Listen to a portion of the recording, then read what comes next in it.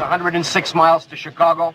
We got a full tank of gas, half a pack of cigarettes. It's dark, and we're wearing sunglasses. Hit it.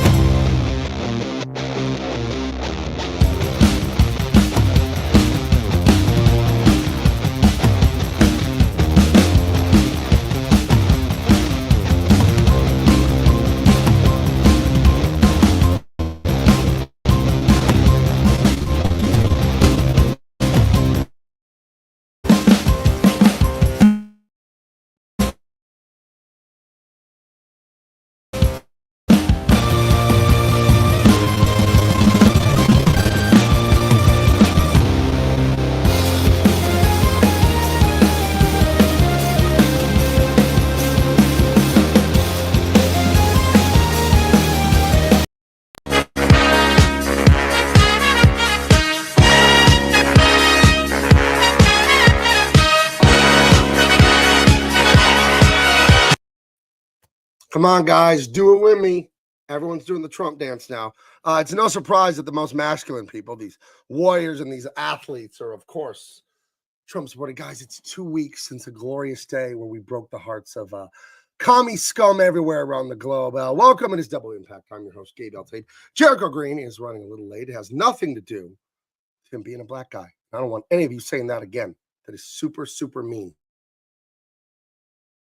7:30, probably another 15 minutes or so. So we lie in solo. But yeah, Double Impact. We're going to talk about Superman 2.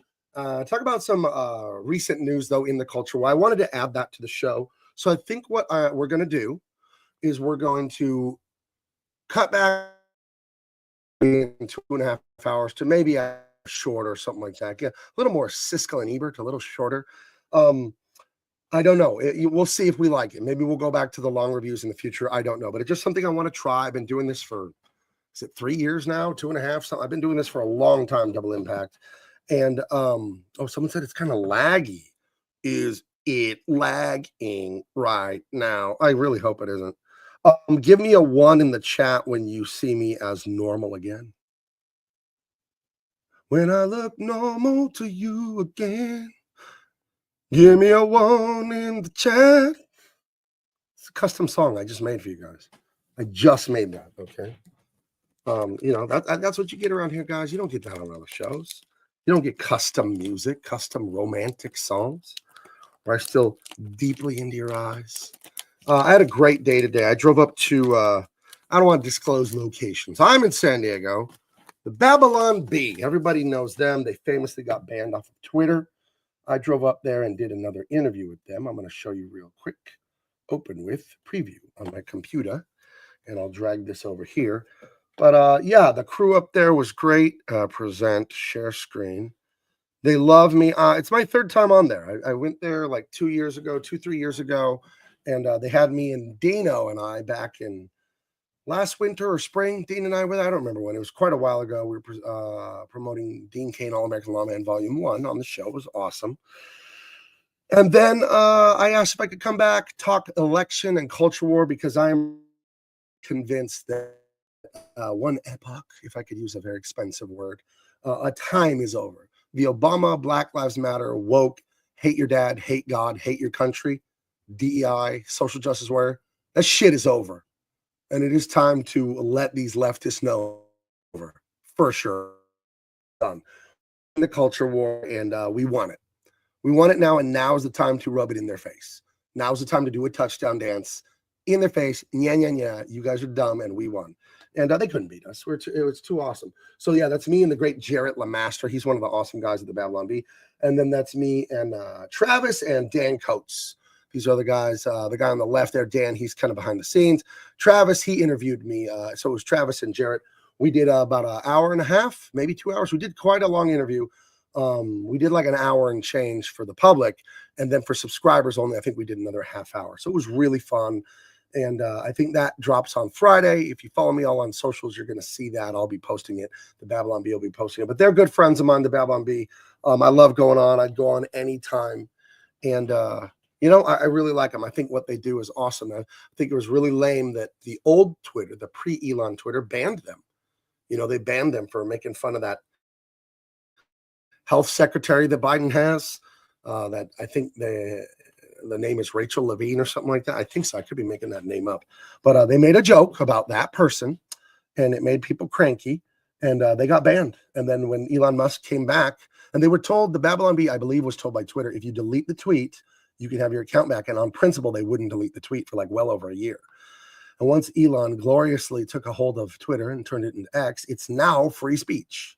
And I do like that social justice warriors and leftists, they're like, it's a right-wing cesspit. And it's like, no, you're just not used to other people being able to talk. Because here's why the left lost, and this shit is over with them, and we won. Because they used to have everybody scared.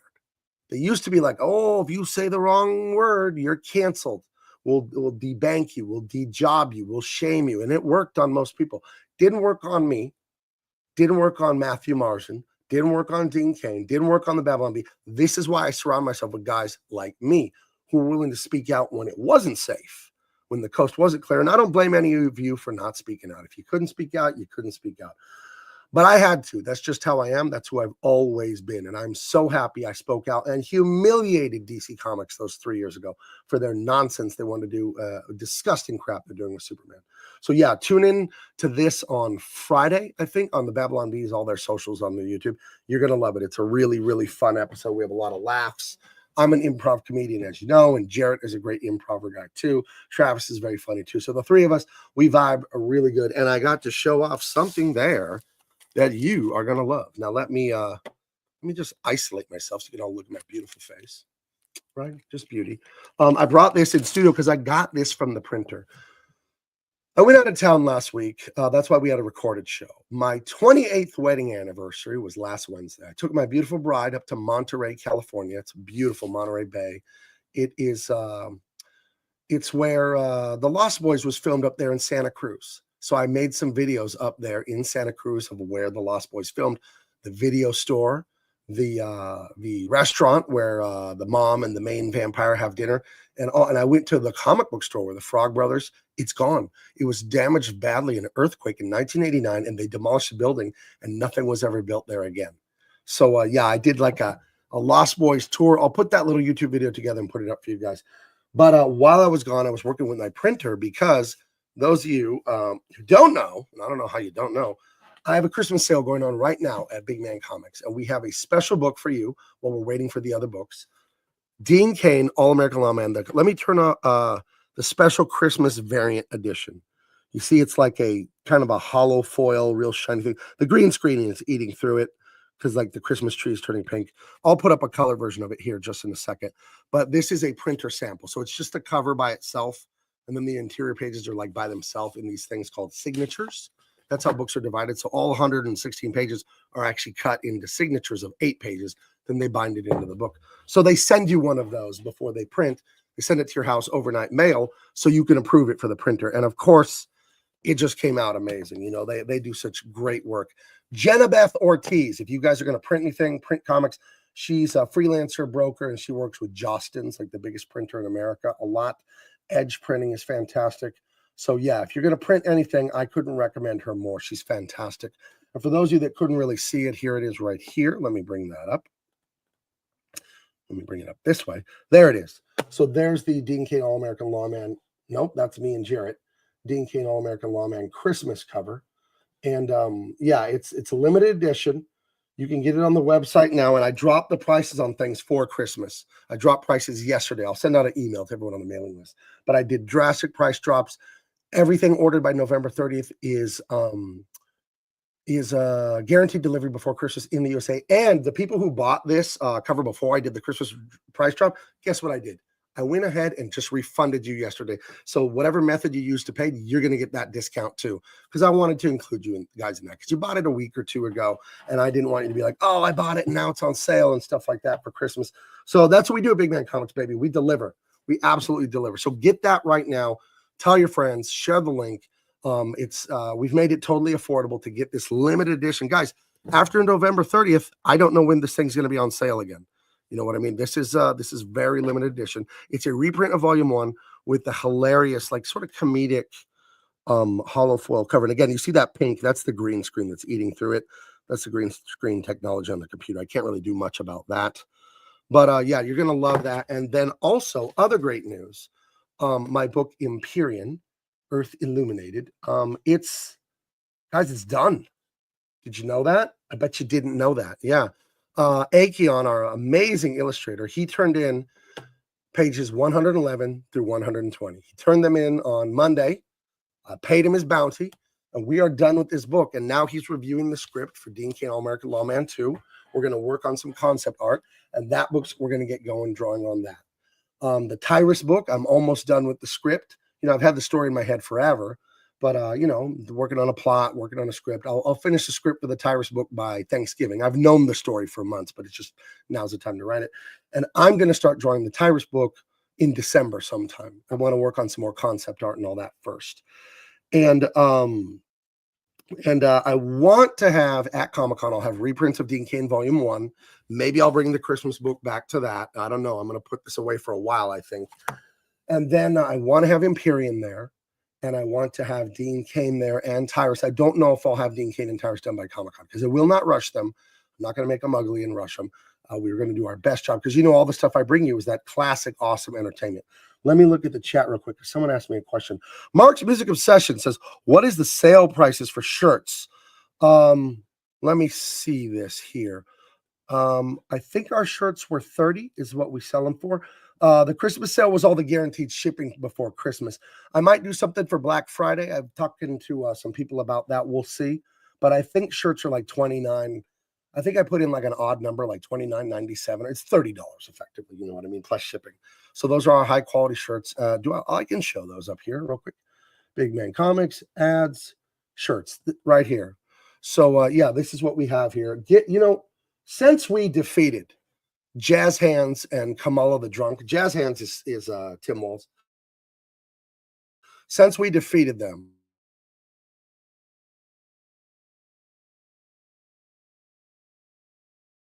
I want to show you're part of the anti-socialist. Hilarious. Oh, these two.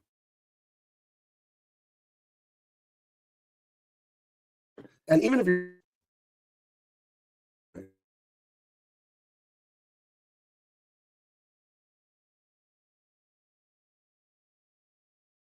you know that. But we were I just have time here. Give me a 1 in the chat if you can see me and hear me, because I just had a timeout on my end, but then it came back. So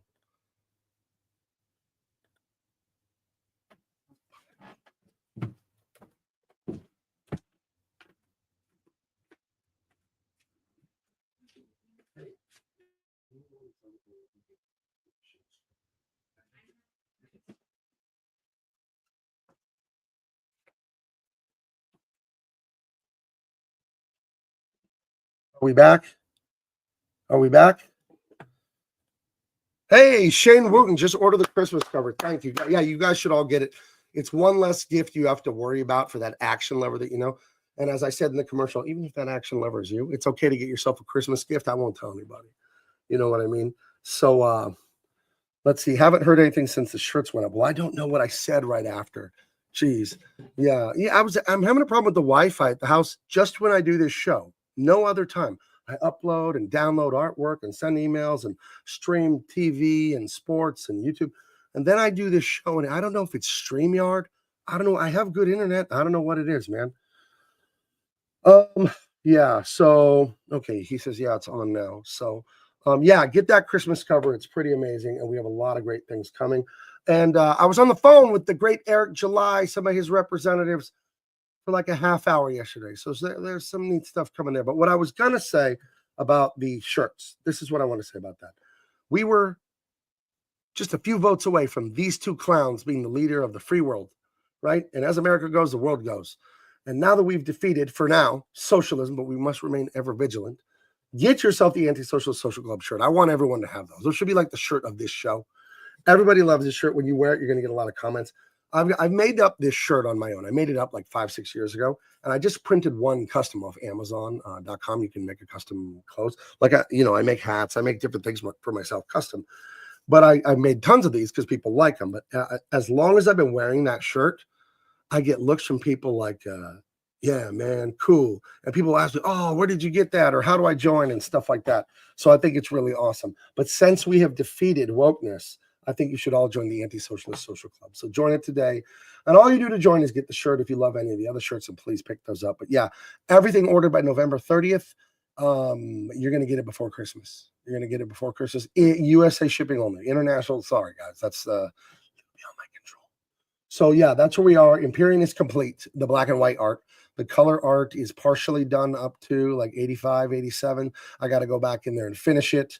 And Spooter guy says, I'll put mine on. We'll do it. So guys, I was up in the Bay Area last week. This is hilarious. You're going to like this. I was telling you I took my wife up there for our wedding anniversary. And we went all over. We go to the missions. California has 22 Spanish missions, and I love them. I want to visit all of them. I've probably been to 10. And there were 3 in the vicinity of where we were in Monterey. And we went to all 3. One of them was closed for the day, but the other 2 were amazing, just beautiful, beautiful spaces. But we also went to where the Lost Boys was filmed and all that.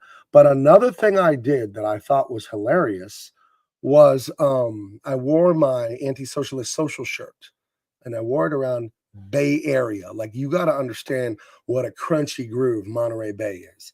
It is hippie dippy central.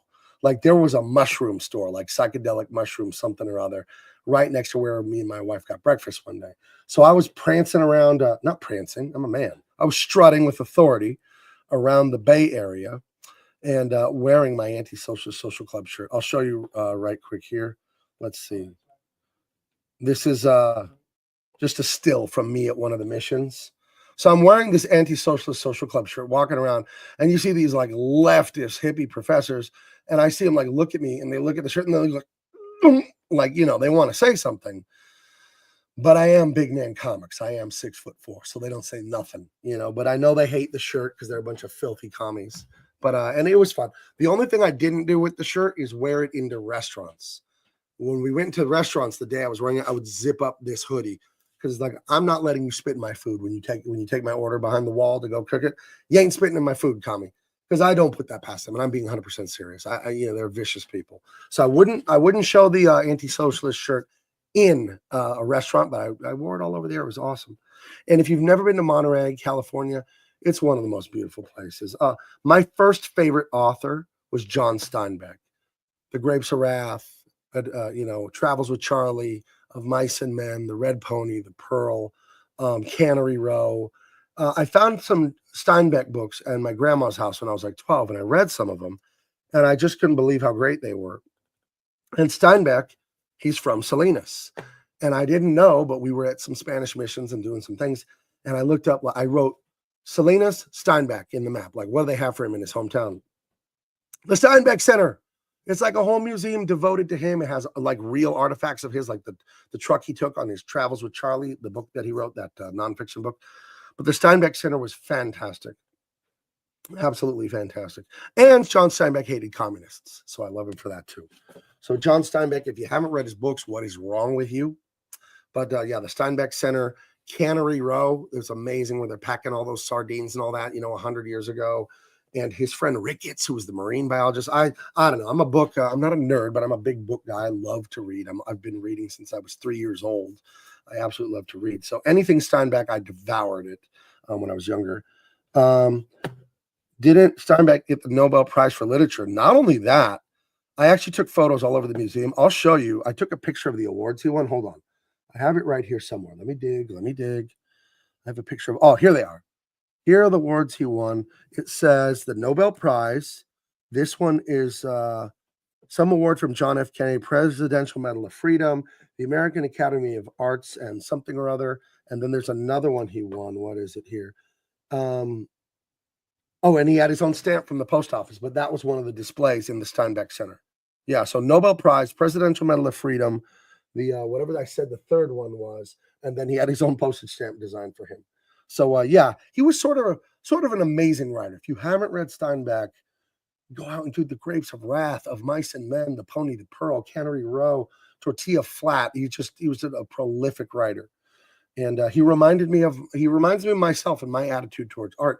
He said he always knew he wasn't talented, and it was the whip that kept him working. He knew it was about the process and hard work and all that. And I think as someone who works in a talented industry of writing and drawing and all that, I recognize that, sure, God gave us some God-given talents to write, to draw, to color. But if you're not willing to use those talents and work hard and be motivated and really put your nose to the grindstone, you're not going to get anywhere. It would be like being born 7 feet tall, but you never go to the gym and learn to shoot a basketball. You won't be good at basketball. I don't care how tall you are if you don't practice. So yeah, the Steinbeck Center was amazing. And we ate good, because here's what you don't know. Jericho Green, who will be here shortly, he lived in Monterey.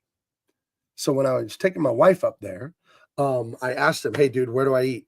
And he sent me a list of like 10 places, told me where to go, this, that, and the other. And dude, I don't think I've eaten that good on a trip in ages. This is one thing hippies are good at. Hippies are terrible at running governments and giving money away to illegal immigrants and all the dumb shit hippies want to do. But hippies are good at making food and making coffee, and I gotta sneeze, and making pastries. And hold on. Hippies should stick to that. They should stick to poetry, coffee, chocolate chip cookies, drum circles, making various things out of hemp. But when it comes to public policy for society, we don't need hippies, so forget about it. So yeah, it was really fun. If you get the chance to go to Northern California up there, because guys, all of you who don't live in California, you see a cartoon version of California. You don't know what California is like. You see Los Angeles and Hollywood, and you assume that's what California is. 90-something% of California is not that. 95% of California is not that. California is the biggest redneck farmland in the world. California is 800 miles tall, and the whole thing is farms. Once you get up to about a quarter of the way up, and the rest of the way up, it's farms. And then about another quarter of the way up is just redwood forest and stuff like that. But the San Joaquin Valley in the center of the state is the biggest farmland in the country. And we were right by the ocean. It's Monterey Bay. And right, 5 miles to the east of the bay is farmland. Spreckles is a town there, and it's all farming, and it's just endless farmland. All your walnuts and all your broccoli and all the things you guys love, strawberries, endless fields of garlic and onions. It's all there. It's farmland. It's conservative, family-oriented, hardworking people. So when you see this liberal hellhole California thing, that's not California. That's Los Angeles. And Los Angeles is not that big. It's got a lot of people, but physically, it's not that big a part of California. And then you have the Bay Area. Again, tiny. San Francisco is a tiny place. The Bay Area is big, all the cities around it. But again, it's rural, red voting farm people out there. So yeah. Hardy Harmonica, shout out to the high desert, Hesperia. Let's go Barstow, Victorville, Needles, all the desert towns. Baker. Baker is home to the world's largest thermometer and the Alien Beef Jerky store. I know my California desert better than anyone. I've driven through it a million times going to Vegas. You know what I mean? So, yeah, we have a lot of good news, a lot of great things going on with Big Man Comics. I had a beautiful time taking my wife up to Northern California for 3-4 days. My daughter's going to be playing Jimmy Kimmel's Club in Vegas in a few weeks again. That'll be her second time at Jimmy Kimmel's Club. The night before my anniversary last Wednesday, Minnie went up to Hollywood. I drove her up there with Big Baby and my wife, and she killed it. She did another roast battle and absolutely destroyed. So I was exhausted because I drove to Hollywood, didn't get home till 2 a.m. because the contest doesn't start till 10:30, 11 at night. So you don't leave Hollywood till 12:30 and get home by 2. And then I get up at 5 to drive to Monterey, which is driving right back through Los Angeles and another 300 miles. But I wouldn't trade it for anything. It was awesome. My wife found an amazing hotel a block from the ocean there in Monterey Bay. There's sea otters, the cutest things in the world. And so much life up there in the bay and all that. It was a beautiful historical place. And I'm way into history. That's why I love going to the Spanish missions and all that. And another place we found that was amazing is what is it? It's Vizcaíno was a sailor. And this spot right here, this marker, hold on, let me bring it up here. This spot right here, hold on, I got to do something. I'll cover up my wife. This spot here is the first spot. That literal spot there, that marker behind me, there was a tree there. That is the first spot that Europeans set foot in California. That's the first place that California Europeans ever went. The Spanish that went there, Vizcaíno and Father Junipero Serra and all that. And they had a Catholic mass right there to like bless it and thank God for their safety and the travel and all that. So yeah, I love historical places. I love the history. I love my country and my culture so much that it's just such a delight for me to see all these places. And again, when Jericho gives her, I have to give him a virtual smooch because of the food he hooked us up with. My goodness, he gave us a good time. So Spooder Guy says they also grow some weed out there. I don't know if they do. I'm not a weed guy. I'm not a drug guy. To me, drugs are cringy.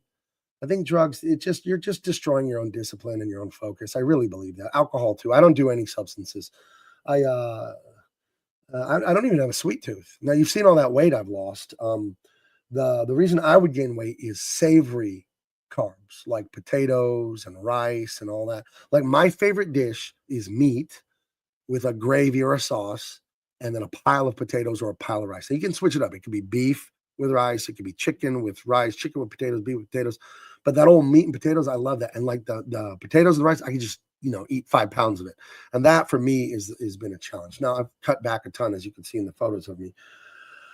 But yeah, I'm glad I don't have a sweet tooth. I'm glad I don't drink. I'm glad I don't do drugs. I did try, those little nicotine pouch you stick in your mouth. I've seen like all kinds of baseball players, football players having them. And I just wondered what it was. And I'm an adult.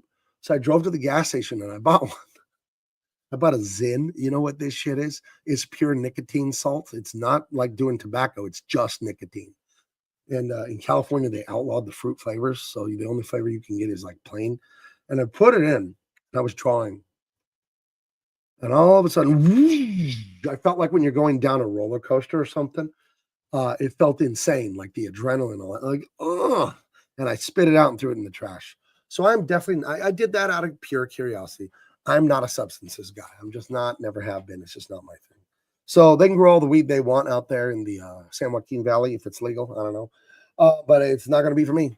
More for you guys, I guess. But I would recommend not doing it. I would recommend not doing it. So before Jericho gets here, do we have any questions in the chat? I have some stuff I do want to talk about. The culture war and why I think we won it. And so, let me get into some awesome movie news. So we all love Denzel, right? And he makes some non-woke action movies, and they're called The Equalizer. It's an old series from like the 60s. I think it was a television series. And it's Antoine Fuqua is the director, I believe. And it says there's Equalizer 4 and 5. I saw Equalizer 3 last year. It was awesome. It was patriotic. Someone on Twitter asked me, how is it patriotic if it took place in Italy? It's like, because people outside of America can be patriotic for their country. And a big theme of that movie was being patriotic for their little Italian village and defending their way of life. And Denzel Washington is the badass, man of danger and action and adventure, and he helps them. So I'm excited about Equalizer 4 and 5 because we need more good, masculine, heroic action adventure cinema. We need more. So here's crossing my fingers that it won't be woke. Please, woke must be dead. Let's all hope it's dead. Let's all just hope that woke died a horrible death, a horrible, humiliating death when Mr. Jazz Hands was defeated. Chat, do you guys get the same feeling when you saw Tim Walz? Like immediately when I saw him, I'm like, hey, he's not a good guy. He's a creepy guy. And like literally within milliseconds of seeing him and his hands and all his stuff, like, woof, what the hell is that? So yeah, it's been defeated. And I hope these are good because I like the first 3. I thought they were great and action packed. Let me check the chat here. Hey, Gabe, down here in Texas, my favorite meal is green beans. I love green beans. Put a little butter on them, a little pepper, butter, and obviously salt. Chicken fried steak and mashed potatoes. Do you want to talk about good? Now, what are you going to put with the green beans and the potatoes? You're going to put the white country gravy, not sausage gravy, but just the white country, that pepper gravy, because I think that's best on the chicken fried steak. I'm a big fan of chicken fried steaks. So you, friend, have very, very good taste. That sounds delicious. I can't wait to get out to Texas. I was trying to get out there for that convention that Eric July and all them did back in I think October or September. They were out there, and I was scheduled to go, and then I was looking at my schedule here with work, and I couldn't swing it, so I didn't go. I kind of regret it. All my buddies were there, Eric July and Mike Barron, all kinds of people I like were there. I think Nerdrotic and all the crew, all my friends, they were there, but it just didn't make sense at the time. So, but I will get out. I will get to Texas. I will get to Texas sooner or later. I will do. Agreed. We're going to need Latinos to make more action adventure movies. Sure, I'm open to anyone to do it. That is one thing that woke gets wrong. They like you got a movie. There's that How to Train Your Dragon, and they're making a live action version. These are Vikings, and then they cast like a brown woman in the role of like a blonde woman. And I don't know what culture the brown woman is, but if they want to cast her in something historical, why don't they write a story from that culture? You know what I mean? If you were writing a thing all about white people and then you cast Latino Mexicans in it and it was about white culture specifically, that's silly. Why not just look into the history of South America and something fun, historical, maybe a fantasy folklore thing, and then cast those people? If you guys have ever seen Apocalypto, we'll do that on this channel. Love Apocalypto. It's based Mel Gibson. Apocalypto is fantastic, and he cast local native South American actors. They spoke in like an ancient dialect. Apocalypto is insanely good. I think it's on Amazon Prime. You rent it for like $3. Check out Apocalypto. It's about 10, 15 years old, the movie, and it's outrageously good. Let's see. Mark's music obsession is calling something. Let's see. Tony C says his wife was an eye-opener. Turn the page. Yes, that Walsey, as I call him. Good old, where did Walsey go? Do I still have him up here? I got my pile of drawings up here. Let me move some of these down. Yeah, Walsey's wife talked to all of us the favorite way grown men like to be talked to. Talk to me like I'm a preschooler. His wife was like, and now we turn the page. Say it with me. Turn the page. And it's like, bitch, I'm not four. Don't talk to me that way. And that is the condescending thing that those like communist, feminist kind of people do. They talk to you like it's nap time and have some goldfish because you're 4 years old in the preschool. It's horrible. So thank goodness those people are nowhere near. I had the picture up, but I didn't have it. I didn't have it up for you guys. I had it up for me. How silly. I was talking about his wife there, Walsey. I like calling him Walsey. I like how he went hunting, couldn't load a gun. I like how the people who hate men, the left wing, they hate men like a bigotry. They hate men with true bigotry. Everything about men they hate. And they thought that this guy was going to be relatable. Ladies and gentlemen, welcome to the stage, the one and only, the amazing Jericho Green. Bumba Clock. What's up? How you doing, man? Great. Just got home from work. I probably drove a little faster than I should in the driving rain, but that's not important. What's important is... you guys are getting that bomb cyclone. You know how the news makes up fake names for rain to scare Cyclone people? 2024. Bomb cyclone. Ah!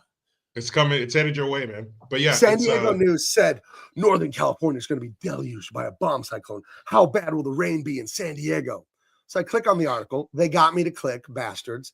And it says, the mountain ranges in the Central Valley will eat up most of the storm. We may get light precipitation Monday.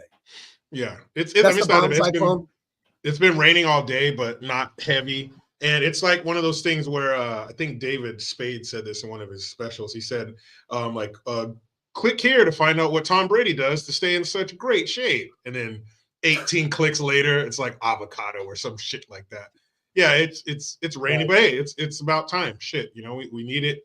California's always hurting for rain, but we're getting it. It's not, I wouldn't say it's a deluge, but it's steady. But it's funny when I clicked on here and came into the studio, you were saying the word bitch. So that was cool. I was like, oh, I came in at a good time. I was talking about Tim Wall's wife. Remember her?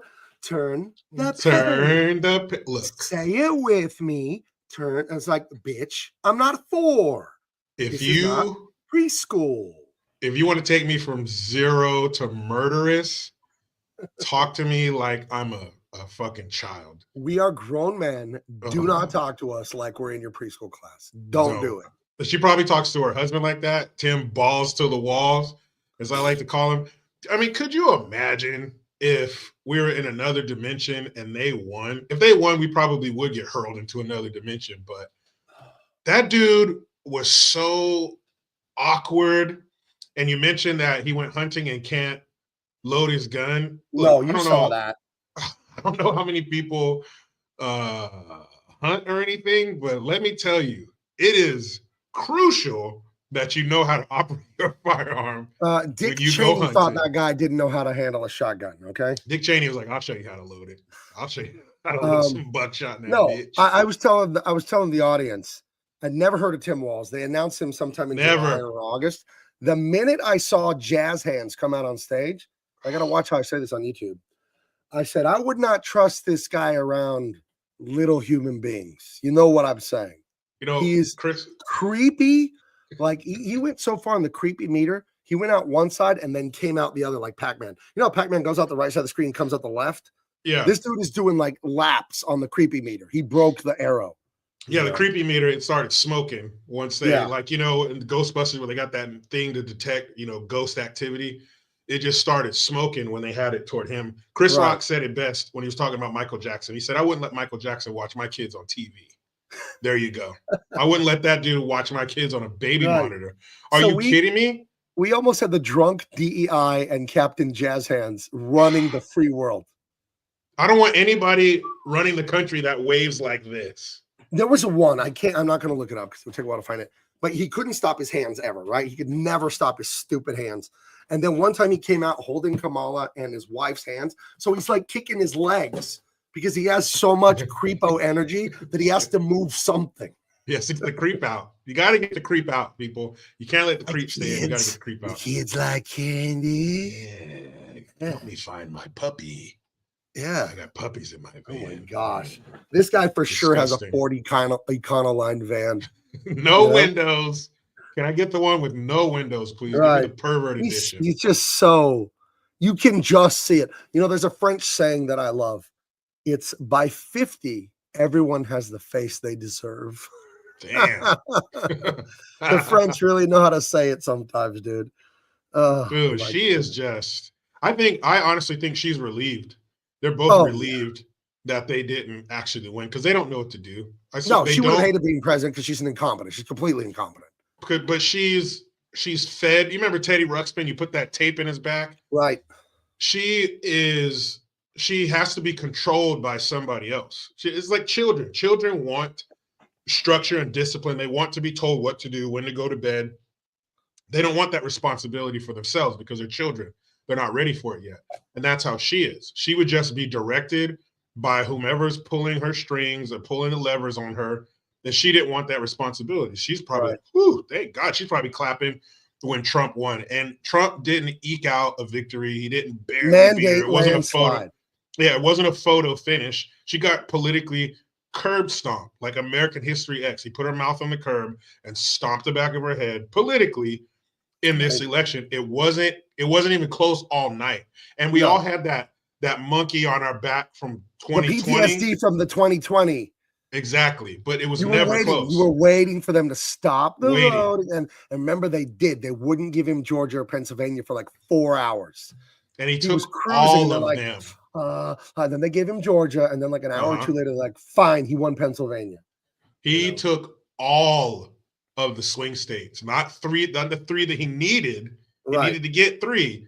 He took all of them. That is, and I've said this before, I don't think there's such a thing as a Trump supporter anymore because that sounds like such a niche group of people. Like Trump supporter. Jericho damn near everybody voted for him. That's just everybody. That's no longer Trump supporters. That's everybody. I think the left went so far with their authoritarian cancel culture bullshit that it woke up people more and more. And this much had to happen to wake me up. This much had to happen to wake my friend up. They went so far, they woke up most people. Yep. You know, most people were like, hey, wait a minute. You're not going to take all our rights away. You're not going to fire me because I don't say the pronouns. You're not going to do this. You're not going to, like, this is crazy. This has to stop somewhere. And they completely overplayed their hand. They completely did. Yeah, they went way to the left, and they had a good time. They had a good run. There was a long time. Yeah, it was like to deal with this. from Obama till now. Yeah, there's a long time, and they got comfortable. There was no checks and balances. They were in their echo chambers, and they were, there was nobody telling them they were wrong. Everybody was patting them. Yeah. The crazier shit. Say it. Yes, he's a Nazi. Yes, his Trump supporters. His supporters are this and that. They're garbage. But nobody was telling them no until America, as a country, stood up and said, "Nope, you're done. Sit down. You're finished." Trump comes in front of the class. And I hear weak-willed, not even just Republicans, anyone who's anti-woke, but I'll say mostly conservatives. A few of the weak-willed ones are, guys, it's time to forgive and come together. It's like, no. These people wanted to bankrupt you, imprison you over the lockdown stuff. They wanted to ruin and destroy your life because you wouldn't just let them be authoritarian tyrants. And if we let up, they'll do it again the next chance they get. So now's the time to legally, YouTube, send a message. And I say, I just mock these people. I just laugh at these people. They're just horrible, disgusting. There's no mercy, man. There's no, hey, all right, let's take the high road. Yes, they were wrong, but we're the bigger person. No, I'm not the bigger person. I'm the smaller person. I am petty. This is ridiculous. There's too much shit that we had to deal with. Too many things went wrong, especially with the sweet and sour sniffles. And I love every single story I see when somebody got their job back or somebody won a lawsuit. There was a manager at Starbucks. She basically got fired for being white. She won $25 million. Good. I want to see more and more of that because that shit was wrong, man. That shit was wrong. You ruined people's lives over that. But dude, the worst one, people not being allowed to go to funerals and people's family members dying alone in the hospital. Yeah. That for what? Now, I'm a Christian, so I can't say unforgivable. I'm commanded to forgive everyone. But if you come into my house and I have some priceless like artwork or something, you destroy it, I will forgive you, but you will pay to replace it. You will fix what you did. So I don't believe in revenge. It's evil. I do believe in justice. There has to be justice. The scales have to be balanced.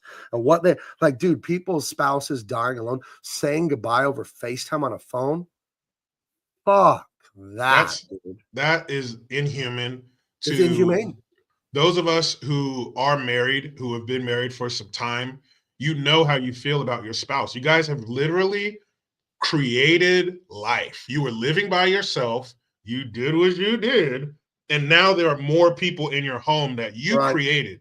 You purchased a home or you built your home. You built a business. You went through hard times. You guys, unless you're married, I can't explain it to you. So for you to build that with another human being over decades in some cases, and then they're dying, and I have to load up an app to say goodbye to them. My stepdad died December 8th, 2020, and they limited the people who could go to his funeral to 10. And it had to be outside and social distancing. How many people have only 10 people that would come to their funeral? Right. 10. For what? That's terrible. For some made up bullshit that was bullshit. You knew it. But it was your chance. You were the nerd who got shoved in a locker and given the swirlies, and it was your turn to be in charge, and you abused your power. And now it's our turn. Right. Yeah, absolutely. And a high school classmate of mine, about 2 years older than me, he died. And I went to the funeral, and they allowed as many people as possible, but it was outdoors. Oh, thank you. Thank you for allowing so many people to come. They allowed people to honor the dead. Thank you. And you know what's going to happen? Trump is going to give us the greatest economy that this world has ever seen. His presidency is going to be an immense success, and we won't see another Democrat in the White House for I don't know how long. If everyone watching this, you're not successful 4 years from now, maybe you're in a horrible place financially or whatever, the Trump economy, what it's going to be for you personally as an American, if you're not successful in 4 years, I'm going to have big questions for you. Big ones, It's on. It's on. Putin already said that. Put a helmet on. This is going to be awesome. It's going to be crazy. Buckle your seatbelt. You're going to be, your cheeks are going to be flapping like this. We're going to be flying so fast. And Putin already said he's open to ceasefire talks as long as Trump is the one he's speaking to. Right. It's already looking good. Right. So I love No, it. I think they're trying to provoke things with those long range missiles or whatever. And that's my, opinion. I think they're trying to provoke to maybe make it full scale war. So then Trump is forced to have a war because they start it before he gets into office. That's what it kind of looks like to me. But I think, what do I know about Putin? I don't know the guy. I think he's smart enough to know, Trump's coming in like 6 weeks or so. I can just hold my, keep my powder dry and just hold on for him because I know what they're up to. That's my theory. I don't know if it's true. I think they're trying to have such a mess for Trump when he gets in office that he can't focus on his campaign promises. Right. And then they can say, look, he said he was going to do this, but he didn't do it. Well, you gave him this sack of rancid mayonnaise in his lap called the war in Eastern Europe or wherever they're going to kick shit off, that he wasn't able to focus on that. But I don't think that's going to work. I think he's going to be exactly what he said he was. He's going to get on the phone. Putin, come, hey, meet me here. Zelensky, get your coked up ass over here.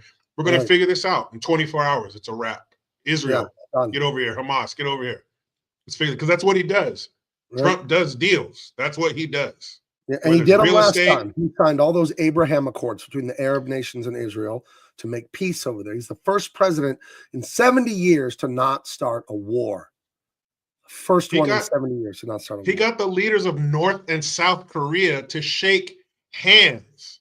Right. That's what he does, whether it's a building, whether it's building buildings or being a president and making deals with other countries.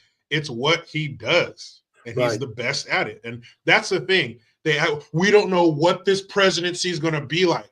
Like he wasn't in there already. You know what it's like. You lived through it. It's like you went to a restaurant yesterday and you're like, I don't know what the food's like the next day. You've been there. Yeah. Oh my God. Yeah. What I realized is that the Trump derangement people, they're actually stupid.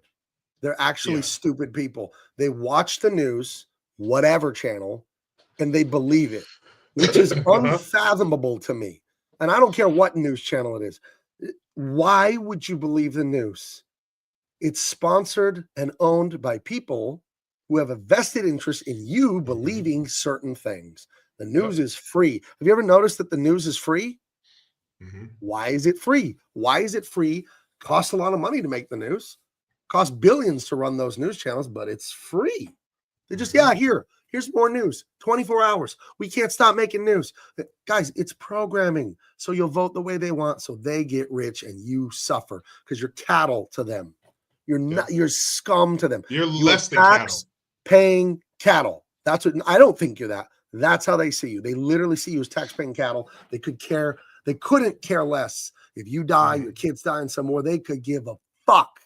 You're here to pay taxes to them and overpay for all their shit and shut up. That's how they see it. And people buy it. Oh, they said on MSNBC, Trump said he had Nazi generals.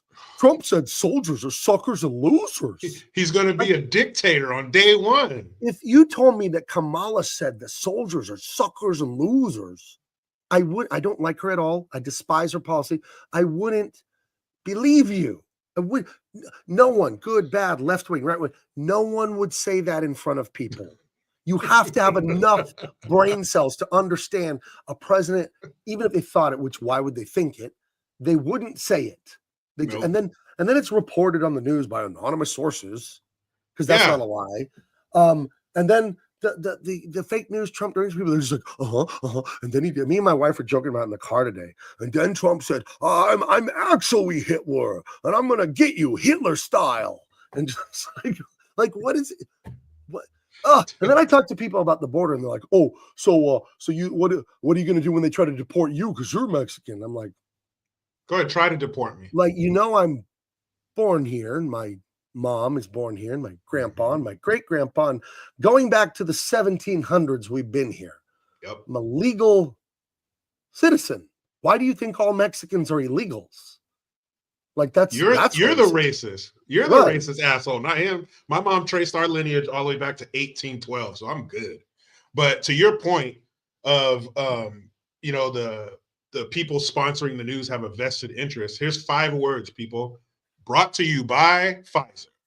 During the Sweet and Sour Sniffles, they sponsored the Oscars. They sponsored the news. Why would Pfizer sponsor the news outlets and your entertainment outlets during the sweet and sour sniffles? I mean, come on. Well, Come on, man. Why do you think they would do that? We see people from Europe, they come visit America and they're like, why do they advertise medicine on TV? That's illegal in Europe. And if it turns out America is one of the only countries where that's legal. There's two countries that do that, us and Australia. That's it.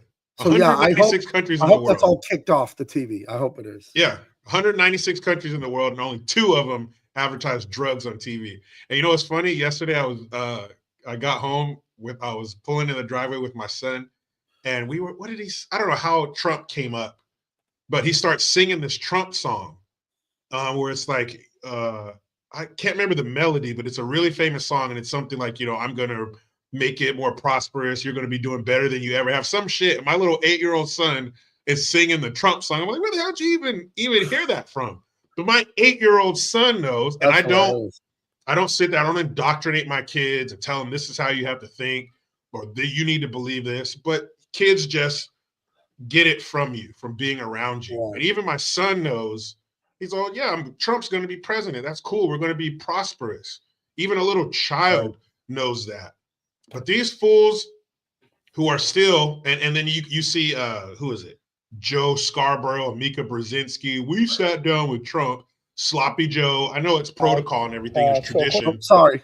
That the incoming president, meets the incumbent, we're going to transfer power and all that bullshit. So why are they transferring power to literally Hitler? Yeah, you were just telling me weeks ago that this guy is Hitler reincarnated, and you're going, and they didn't meet him at the White House or the Capitol building. They went to his house.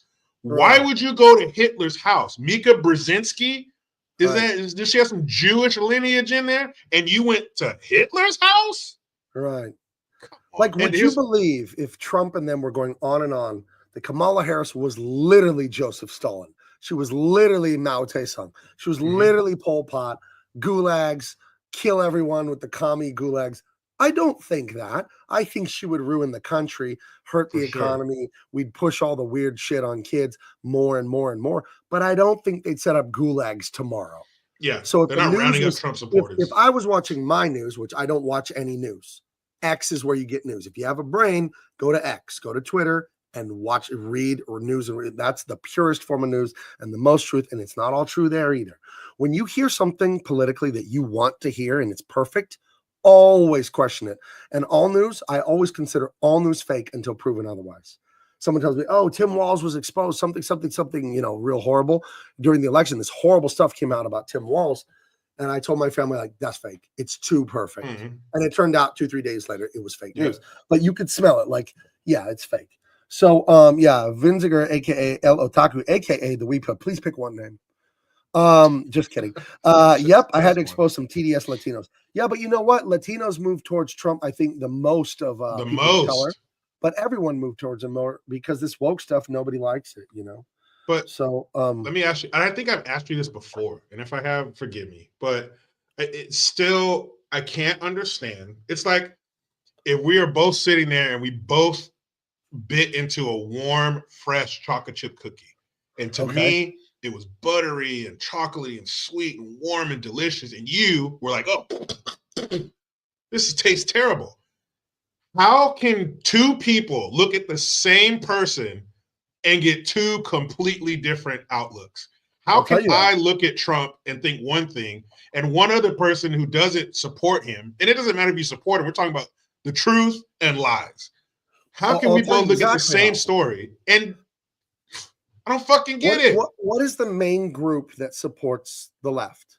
The main demo. Do you know what it is? It's women, isn't it? It's childless women. Married women, a majority of them support Trump. So I'm going to say something that's controversial, but I believe it, and I speak the truth. You are not fully able to mature yourself if you don't have kids. And I don't mean that as an insult for those of you without kids, but I'll give a gym analogy. You build your bicep doing pulling exercises. So if I do pushing exercises, it doesn't build the bicep. There are things having children gives you emotionally, mentally, with sacrifice and mercy and love that you can't get any other way. It's like you can't do anything besides work the bicep to grow the bicep. So they joke about don't skip leg day. If I do a bunch of bicep, I don't grow my legs. If you don't have kids and dedicate to kids and family, you will not grow those kind of muscles. And they are the most important kind of muscles you can grow emotionally and spiritually, because having children teaches you pure love, mercy, kindness. You will feel about your children a way you will never feel about any other human beings that exist. And even more so your grandkids, now that I have one. And this is not a slight or an insult to any of you that don't have kids, but I'm telling you, from this side of having kids to when I didn't have them, there's nothing like it. There isn't anything that will make you a better person than having kids if you dedicate to raising them in a loving, dedicated way. And the left, they largely are childish people. And when you're childish, I'm not saying you're all selfish if you're childless, but you really have the opportunity to be. Where am I going? What am I doing? What am I buying? Where am I eating? How late am I staying up? You don't have anyone else you have to answer to. But with my kids, hey, I can't be a drunk. I can't buy all kinds of shit. I can't do all kinds of things that are irresponsible, because they're human beings. Their entire lives are depending on me. They literally wouldn't have survived without my intervention, without my provision, my protection, my love, my guidance. And it's an honor to have kids. It's an honor that God will gift us with children, and that we get to steward these little lives and watch them grow into amazing adults. It's an honor. It's the work of my lifetime. It's the most important thing I've ever done, and it always will be. You could take my comic book career and all that and ask me to pick. You wouldn't even finish asking me the question, and I would dump being a pro artist for my kids. So I would say the left, they're anti-family, and they're pro-narcissism, and they're very mentally ill. They are very mentally ill, these people, because you either believe in God or you think you are God. And when you think you are God, well, no one can defy you. You said the wrong words to me, Jericho. Canceled. You had the wrong belief, Jericho. Canceled. They're doing shit like, oh, I saw you followed so-and-so on Twitter. I can't be your friend anymore. Like, what grade are we in? Yeah. You liked that person's tweet, blocked, and you're like friends for 20 years. I lost friends over Trump in 2016. Friends I had for almost 10, 15 years at that point. I've never spoken to them again, because they found out I voted Trump, and we were like worked on comics together, did road trips together, trying to get jobs in comics. At a funeral for a family member of mine, they came to that, at birthdays. Like, we were friends, and just dumped me, never said anything to me again over Trump. And that is narcissism. That is, you thought a way I don't approve of, so you're nothing to me. And that's disgusting. It's just disgusting. It is. It truly is. I have a friend, a good friend of mine. And he's the Kamala supporter. He voted for her and everything. But I would never entertain the idea of not being his friend because of that. And that's not even the majority of our conversations. Of course, we talk about it more during an election cycle. But I couldn't even fathom ending our friendship over that. It's insane. But I think the difference you see between non-woke people and woke people, the woke, they are their own God. They will not tolerate anything outside of what they believe. And they think we're evil, because that's why they always say racist bigot, because they're so narcissistic. They can't imagine they're wrong. So the cognitive dissonance they have is like, well, I'm never wrong, and Jericho agrees with me, so he must be evil. They never think, well, maybe I'm wrong. Maybe I know that I'm wrong about things, and I also know I'm wrong about things that I don't know I'm wrong about right now. All of us are, and you'll learn in the future. But you have to have that open mind to keep learning and always be asking questions. Never think you're the smartest person on earth. I wanted to address this here because it's easy. Easy answer. Obina Iwadike. Sorry, I tried. Obina Iwadike. Iwadike. Okay. What do you say? What do you have to say about those who say having kids is scary if you grew up with narcissistic parents? My parents got divorced a week after my 8th birthday. I didn't see my father most of my life growing up. Okay. Cold, I didn't have an easy childhood. And I'll say this about life. Everybody gets it. What's it? Heartbreak. Everybody, people we love die. Yep. Horrible things happen. Money stuff, sickness stuff to family members. So I would say this: if you're driving a car and you're staring in the rearview mirror, that's a real good way to crash. It sucks what happened to you. It sucks what happened to me. You pray, you give it to God, and you move forward, because what other choice do you have? You can't, and I'm not making funny, but I'll make an example. You can't say, it's hard, I don't want to do it. Good things worth doing are hard. What if your ancestors said, there's a warlord trying to take over our village. It's hard. I don't want to fight him. There's a leopard that ate the children in the village. I don't want to fight the leopard. He's scary. What if your ancestors acted that way? I don't want to get on the boat from England to America and be a pilgrim. That's scary. Like, so what? Feel the fear and do it anyway. That's how I look at it. I was traumatized by my parents' divorce, very much so. And I chose to be the best husband and father I can be. And it starts with you. Break the chains. What a glorious thing to come from neglect and abuse and break that cycle, right? What a glorious thing to say, you can't stop me. You do whatever. You hurt me, fine. I'll be a better man because of it. What a glorious thing to do. Is it scary to have kids? Not for me, but a lot of people are scared. I don't know. I was very happy to find out I was going to become a father. I love kids. I love being a dad. It's just the greatest thing in the world. And I would say your past doesn't control your present, dude. They're just memories and it's gone and it doesn't exist. And whatever you choose to do, then you're going to do it. That's your free will. And if you choose to be a good father and all that, then you will be one. If you give a shit and you try your hardest constantly, that's all we can ask for. You don't have to succeed in life. You have to try and never quit. You don't have to succeed. You just have to try and never quit. That's it. Maybe you'll succeed, maybe you'll fail, but you try and you never quit till the day they bury you. That's how I look at it. So yeah, we all were hurt in childhood badly. All of us. Yeah, we you all ask got some anyone shit. in the chat, you ask me, you ask Jericho, bad shit. Bad. Divorce ain't a picnic when you don't see your dad. I would see my dad single-digit days a year in the summer. You know, I would like spend that little of time with him. So the person that stood in the gap for me was a grandfather, but he lived in Colorado too. But he was the one I would see all summer. I'd be in the summer. I'd go to Colorado for 2 months and I would stay at his house. Then I would occasionally see my dad who lived in the same city. So, Yeah, I've had people tell me before, you know, I don't want to have kids because my parents were this and that.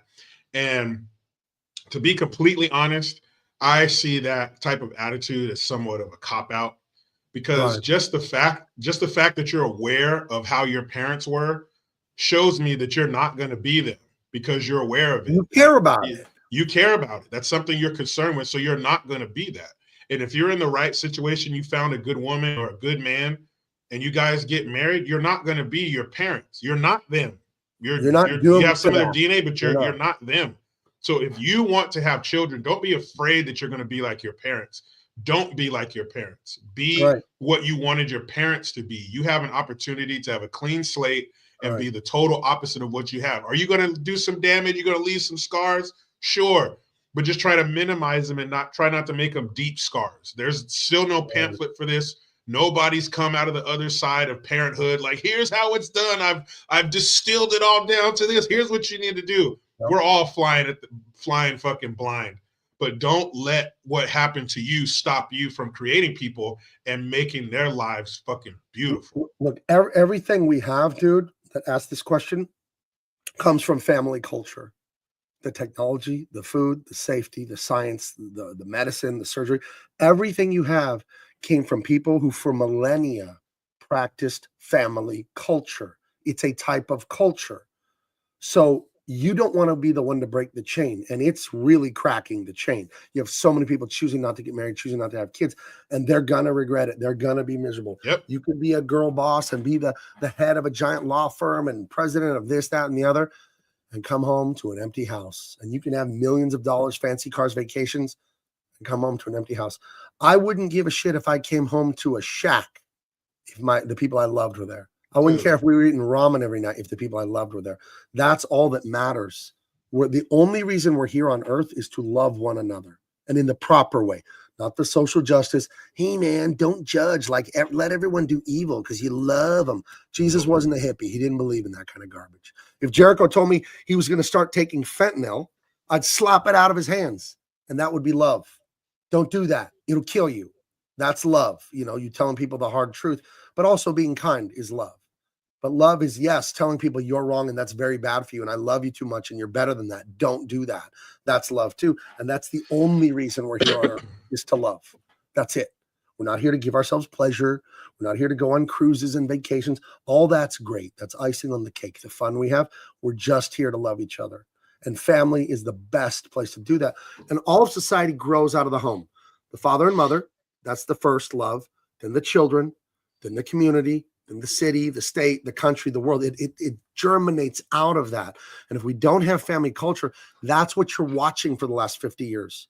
You're wondering why society is disintegrating because it's atomized. Everyone's an individual. They're not beholden to their family, their father, their grandfather, their mother, their sisters, their cousins. Everybody moves all over the country, across the world, and the family ties are destroyed. And that's coming from the people that control everything. They want it that way. There's two things here. I'm not a leftist, but do you believe in overpopulation? No. If you took all the human beings in the world, you set them shoulder to shoulder, it'd just be like this tiny little speck. Like, no, the planet can support billions and billions and billions. That's a globalist lie that they don't like us having anything or enjoying anything because they want it all for themselves because they're greedy and crazy like Gollum. And any money you have, it's theirs is how they look at it. Like, why does he have a chicken strip? That should be mine. They're psychotic, these people. So no, I don't believe in overpopulation at all. It's a big world, and we can manage to have tons of us. Look, I remember being in school. Oh, the world population's at 4 billion. Now it's at like 8 or 9, and it doesn't feel any different. Even in America, the American population could explode. You know how big this damn country is. You know how much empty space there is in this country. And you mentioned the the girl boss. You see it on Instagram and Twitter, these girls. Oh, here's my life as a childless woman. I can go here. I can go to San Tropez. I'm doing this. I'm going to concerts. You can never, ever convince me that your life is full. That's bullshit. You want to be a mother. You want a man. You can tell us all this bullshit you want, and you can upload all these pictures, and I'm loving my life. I'm living my best life. No, you're fucking not. You're full of shit. And when you said you're the boss bitch in the boardroom, but you go home to an empty house. I remember years ago, I was delivering pizzas, and this is long before my wife and I were dating, long before I had kids. And I remember delivering pizza to this dude's house in a city called Laguna Seca. You were just 10 minutes. I was just in Laguna Seca. It's a famous racetrack right there by Monterey. Huge. And I actually went there one day and paid $5, and my son and I got to watch the practice laps for the Porsche race. But anyway. Cool. It was very cool, man. And we were just Carolla, there. He does the classic, like the Datsuns. Like, that's where I met him. Yeah, he has a lot of Paul Newman's cars, Adam Carolla. Yeah, I met him. He came down for the concourse, and he came into my work. Really cool dude. Oh, cool. Yeah, the Ace Man. I've met him once, too. He's an awesome guy. Cool as shit. My son and I, we were on the other side of the hill in Fodor, and we heard the cars. And he was like, Dad, can we go check it out? I thought it would be too expensive. She's like, yeah, $5. One of the best memories we ever had. But so the girl boss, I'm loving life, but you get home, you close that door behind you, and you're lonely. So I deliver pizza to this guy in Laguna Seca. It is you look it up, Laguna Seca, real estate, very rich zip code, right? So I go to the guy's house, I pull up, wrap around driveway, awesome bat cave, like, sunk into the hillside, single story, badass house, multi-million-dollar home. And I go up to the guy's door and I ring his doorbell. And after I ring the doorbell, I can hear his dress shoes click, click, coming across the floor up to the door. He opens the door, and this middle-aged, probably early 50s, white guy, very well-dressed, had slacks, shoes on, maybe he just got home. But I remember the floor was like black marble, and the inside, you glance inside of somebody's house when you come to the door. It's human nature. Right. And I remember it was so sterile and cold. It was echoey. I could hear his footsteps echoing, and he didn't turn all the lights on. It was still kind of dark in there. And I'm just like, obviously he had a Jaguar, brand new Jaguar on the driveway. Obviously this dude is balling out of control. He has tons of money, but that's what I think of when I hear women say that shit. That, why do people trip off childless people? And it's even worse when it's a couple, when you talk some fucking punk ass neutered man into going along with this bullshit. Here's our lives with no kids. I don't believe it. You can never convince. I don't care if a woman came up to me and said, look, I've been like this for 20 years. I've documented every day. Look at all the fun I'm having.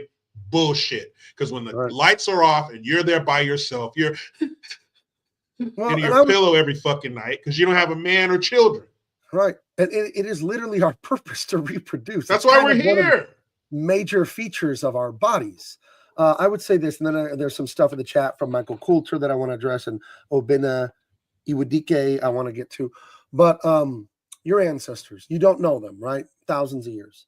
They lived and loved, they fought and suffered and died.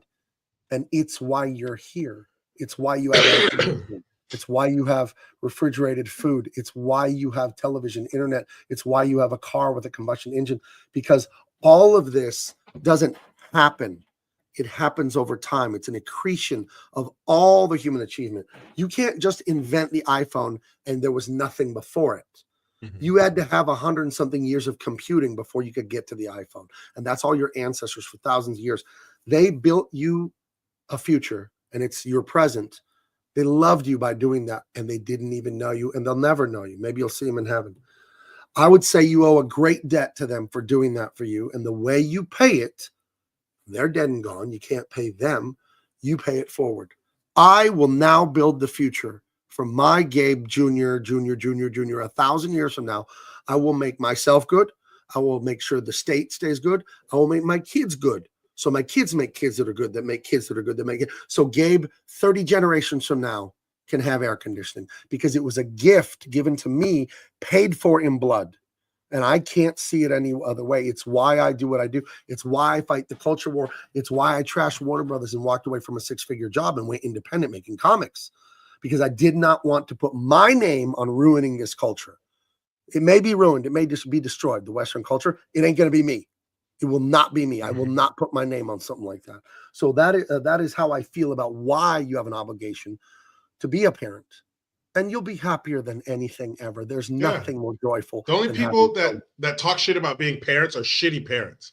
The only people that talk shit about being married are people who fucked up their marriage. Right. Talk to somebody who's a happy parent or who's happily married, like myself or Gabe. I love my wife. 28-year wedding anniversary last Wednesday, a week ago.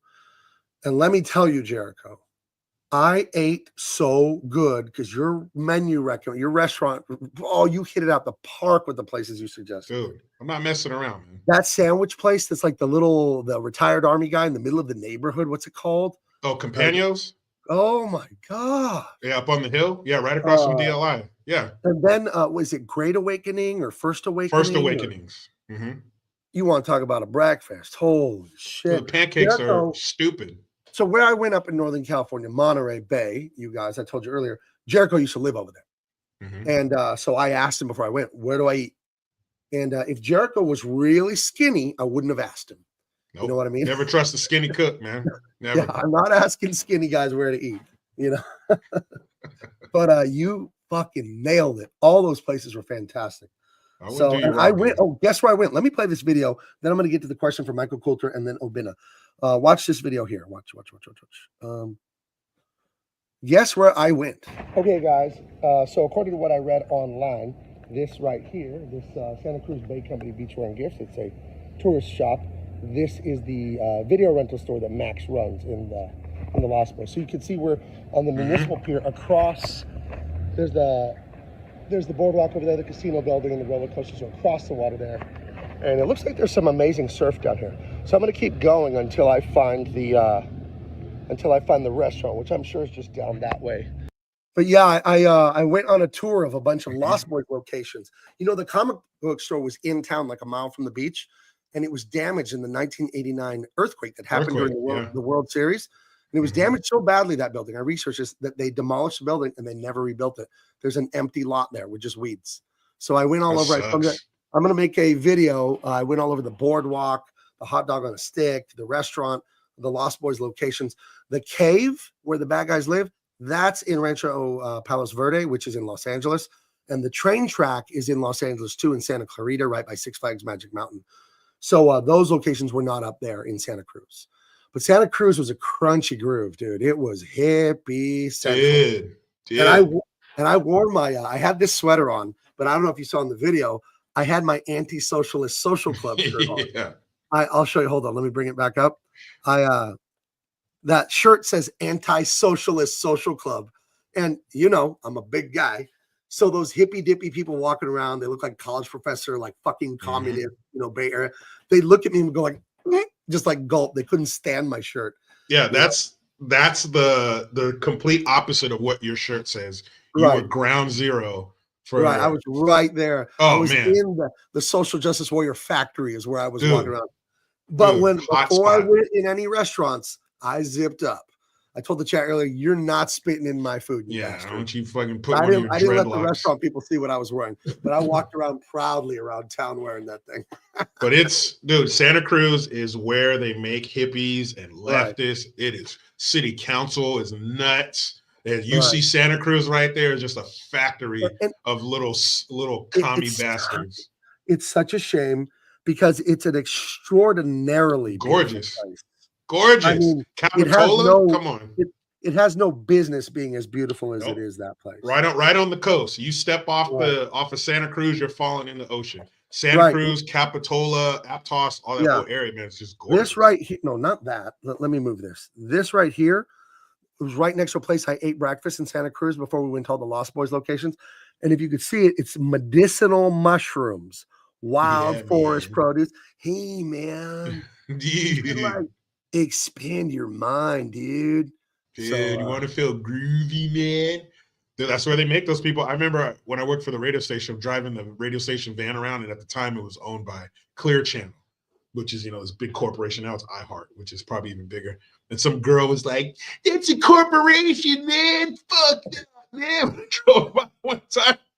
Like, shut up. Some stinky woman with hairy armpits. Crusty haired, patchouli oil smelling bitch. Shut up. I know you hate your dad. Yeah. It was so funny. Yeah. That's the big thing with leftists. Why couldn't their dads have just loved them? Dude, that's what it is. You can trace it. You can trace that shit right back to right there every time. It's the dad, and all the feminist, the girl boss. That's caused by the dad too. Yep. That the bad father, and the woman is goes nuts and crazy and rejected and all the stuff. The women sleeping around 500 body count. That's the father. Because their dad. The passive aggressive soy boy. That's the father. You gotta be men. See what Michael Coulter and Obina. Let me talk further about being a father. Why it's so important. So we say you're patriotic, right? Your cultural patrimony. That's your history and cultural ways. And it's important to pass that down. That's how we keep the fire alive. That's how we keep the generations going, and we keep improving and improving. Do you know patriotic? Patriarchy? Do you know what pater? Do you know what it means in Latin? Father. That's where the word padre comes from. Père in French. It's pater. So patriotic. So when they say smash the patriarchy, they're telling on themselves. Because if you ask a leftist, they'll say patriarchy is men bossing women around. Patriarchy does not mean rule by men. It very specifically means rule by fathers. And here's why patriarchy is good. If you're a father, a real one, dedicated, hardworking, loving, do anything for your family 24 hours a day, if you're a real patriarch, a real father, then your love is wonderful and benevolent, and your leadership is all about your family's best interest. So when they say smash the patriarchy, it's because they're mad at their dad. They're not mad at men. They're mad at their dad, because your dad gives you your first imprint of what a man is. And then your little toddler brain says, dad's a piece of shit. All men are shit. That's where this is coming from. So it's men's fault. All the feminism, all the woke, all the bullshit, it's caused by bad, lazy, absentee fathers that don't have enough balls, don't have enough guts to be good men. That's what it is. Yep. I've said for years, man, if you have a daughter, you're teaching her what to pick. And if you have a son, you're teaching him what to be. Period. Right. Your kids are like prisoners, and you're the guards. What do prisoners do all day? They watch the guards. They watch what they do. They watch where they go. They watch when they take their lunches. They watch how they are, what they let you get away with. Kids are like that. They're watching you. Most of the lessons they get aren't some profound, sit on my lap, son, let me tell you the story of life. They're watching you. They're watching you kiss your wife and hug your wife. They're watching the way you deal with your friends. I remember the first time I went with my dad to hang out with one of his friends named Mr. Pettit, and they're old Army buddies. And my dad walks in and he goes, "Get off your fat ass, you white motherfucker." I was like, "What? They're about to fight?" And he goes, "What? Be quiet, you black son of a bitch." And I was like, "Dude, I'm about to." They start laughing. I was like, "Oh, that men bust balls." That's what. Oh, that's how I thought they were going to fight. It's like seeing two dogs. You think they're going to fight, but they're not fighting. They're just playing. It sounds rough. They're showing their teeth. They're growling, but they're just playing. Oh, so a lot of the shit you get from watching. So if your kids are watching you be a piece of shit, if your kids are watching you disrespect your mom, that's what I'm supposed to do. This is how I'm supposed to be. This is what a family is. A family is supposed to be fucked up. And that's terrible. So the little kid brain, they just believe what adults do. You can tell them anything, but like Jericho said, it's your actions. And if you're like, we live this way, you show them anger, laziness, drunkenness, drug abuse, slapping your wife around, being a piece of shit. That just is true to them. Like, yeah, that's how it is. And growing up is realizing, no, that was a choice. If you're, let's read this here. Michael Coulter. He says, Gabe, he was abused verbally and physically, terrible, by his biological father, and it made him a very mean person. But he thought those demons, and he fought those demons, I think he meant to say. He came out the other side a champion. Now he has 2 lovely nephews. Well, I'll tell you this, Michael Coulter. All of that vicious hurt and abuse from your dad, your little kid brain told you, Michael, it's because you're a piece of shit. You deserve to be hurt, neglected, talked down to. That's how the little kid brain understands the world. If this is happening, it must be right. What you now have to accept more forcefully than anything in the world is your dad did that to you because he was being evil. It has nothing to do with your worth. Nothing. Nothing. You did nothing to deserve that. You were a perfect little boy. You only deserved love and care. And he chose to be evil. You have to accept that because you're not stupid and you know it's the truth. And you get and pray and give that. I'll pray for you. Give it to God. It's his problem. Tell God, this is your problem. I'm not mad about this anymore. I forgive my dad. He chose evil. It has nothing to do with your worth. I can't stress that enough. If somebody, a mugger runs up and steals a lady's purse, does she deserve that? Or was the mugger evil? The mugger was evil. You were a victim. You did nothing. But your little kid brain doesn't get that yet. It's too little. Little kid brains just accept this is what happens. So, and it must be me.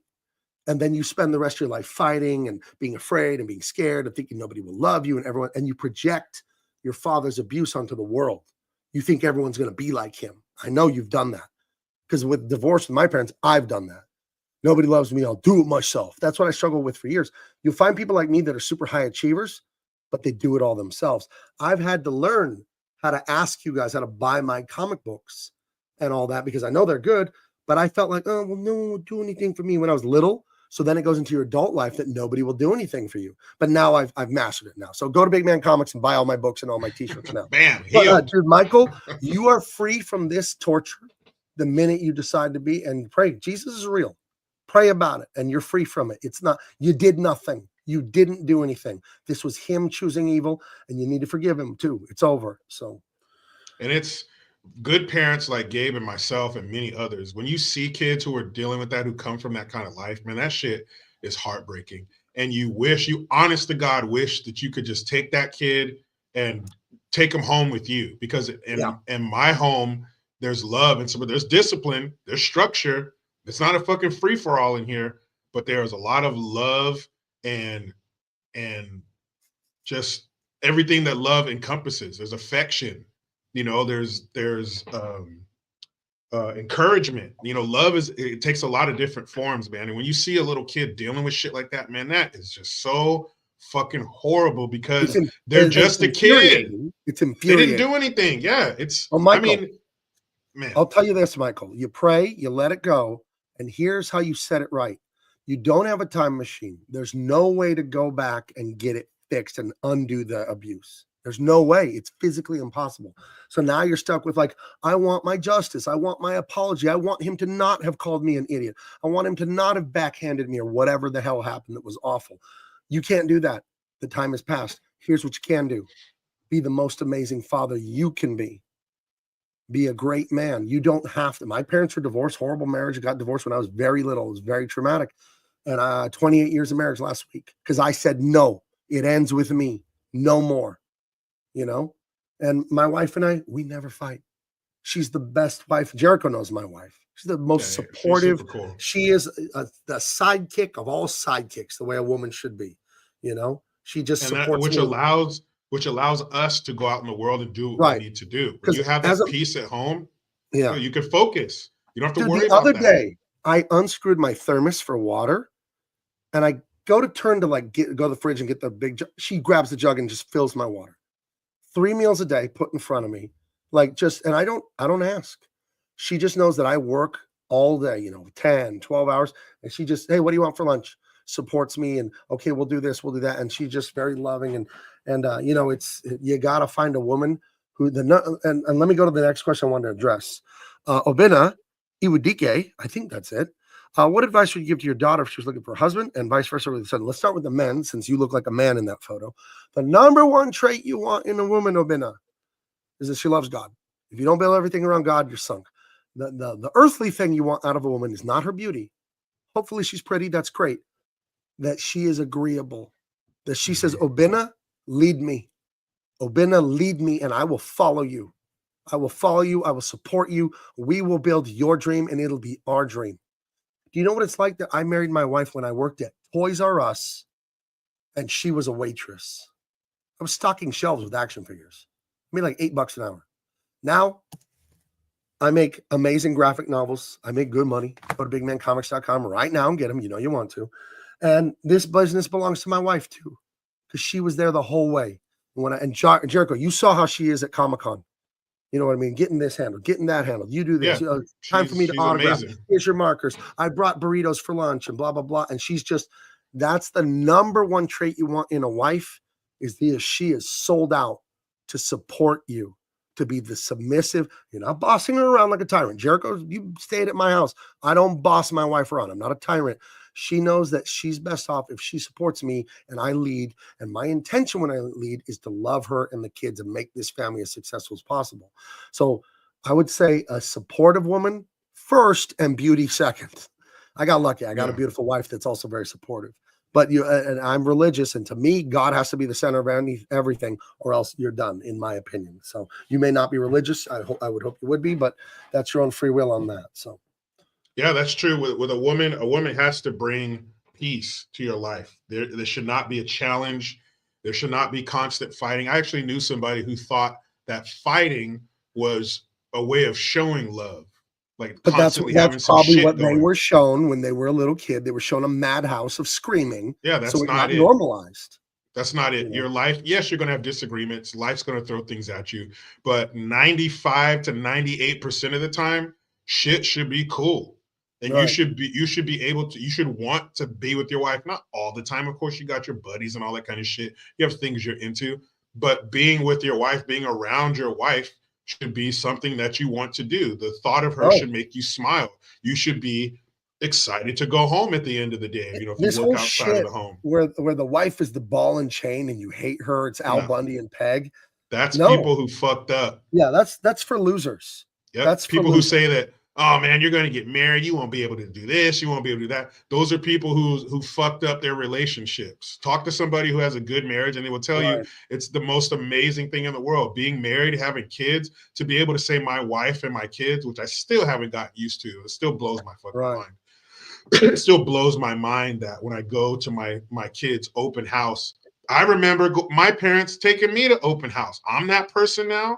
I'm someone's dad now. I'm signing permission slips. I'm chaperoning field trips. Like, what the fuck? But it's the greatest thing ever to sit there and talk to you when they get to an age where they can, like school age, and they talk to you and you see how their little minds work and how they think. They're so simplistic. They see the world. The world is so black and white to kids. Right. Like everything is so simple to them. There is no gray area. It's just, I remember going to the store with my mom. We moved into a new house and my mom went, we had it piled up. This is back in the 80s when shit was still cheap. I'm talking the cart was full. And she wrote a check. I remember it was $103 flat. Imagine how much an overflowing cart of groceries cost you now. And I remember my mom. She had to get one of those flatbeds from Costco back then. Yeah. I went to the grocery store the other day, and before we put in our Vons member savings, 2 bags of groceries like $98. Yeah. Now, me and my wife, she grew up really, really poor on the Indian reservation. I got free lunches in high school with a single mother. I wasn't poor, but we weren't doing great financially. So we're thrifty still. Even though we make really good money, we're very thrifty. We put in that Vons Saver grocery number, 98 goes down to like 45. We look at each other like, yes. I'm telling you. So she writes the check and it was $103 and she forgot something. She's like, oh, well, I'll just get it next time. I was like, Mom, just write a new check. Like, why don't you just right? Just write a new check out. But my mind as a child, because everything was provided for me. Every time I Right. open my cabinet, there's food in it. There's food in the fridge. I had safety. I had security. Everything was fine. So why not just take out more money? Because, you got Right. stuff. And Yeah, you got money. but I didn't have to worry about shit like that. I could concentrate on kid shit because my parents provided a good home for me. And so having a wife and kids, man, when you do it right, when you take your time and you choose the right woman, dude, it's Right. amazing. I don't know if words can express, but definitely a woman should bring peace to your life. It should not be a challenge and a fight. Absolutely. I wanted to show this real quick because I went to a bunch of Spanish missions when I was up there because I Oh, love that's history. fourth Mission Santa grade. Cruz. Yeah. Every kid does a mission in That California this in one fourth was grade. closed. This one was This is closed when I went there. that's the one But I did, the Santa Cruz mission. I went to the other two. I went to the one in Carmel and I went to the one north of San Juan Salinas. Batista. Yeah, San Juan Batista Batista. was outrageous. I'll show you some photos. Yep.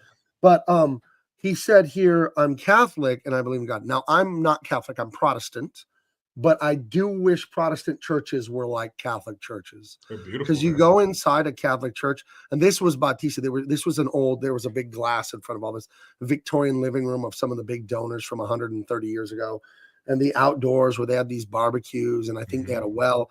But when you go in these spaces at the altar of the Catholic churches, they have a cemetery too. Junipero Serra is buried there, like right there at this one at San Juan Batista.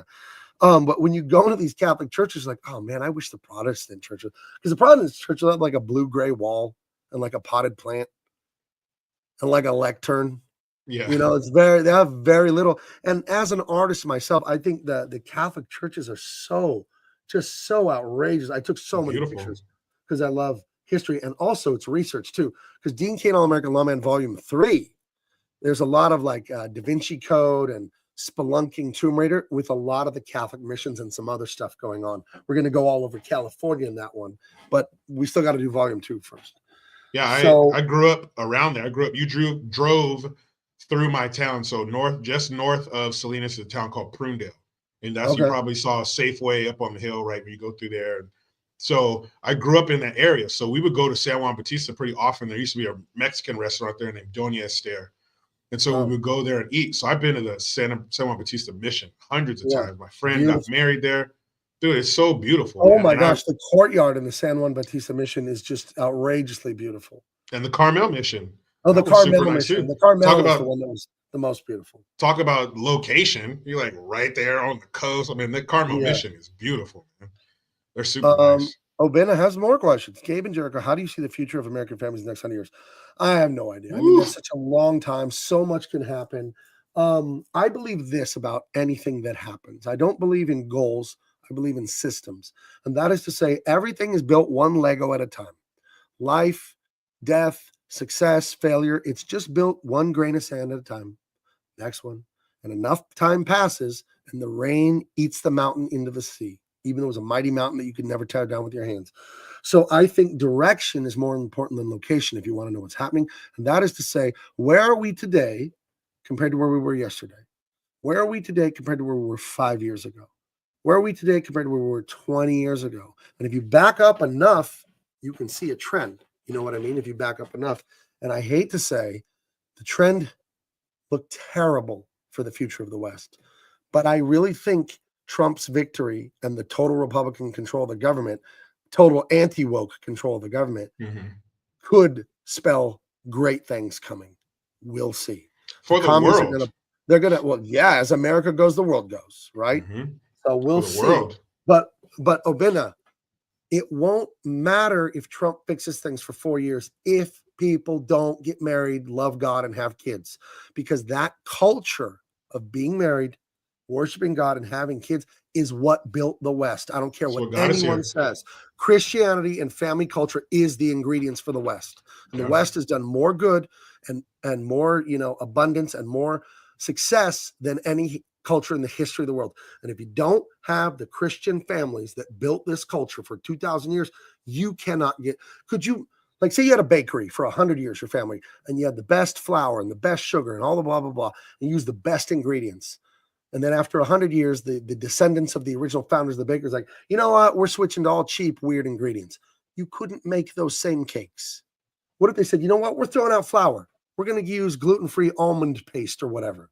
You wouldn't even be making a cake. You'd be making some monstrosity. If we try to keep making the Western civilization without fathers, families, and God, we can't get the same results because those were the ingredients. People like to deny it.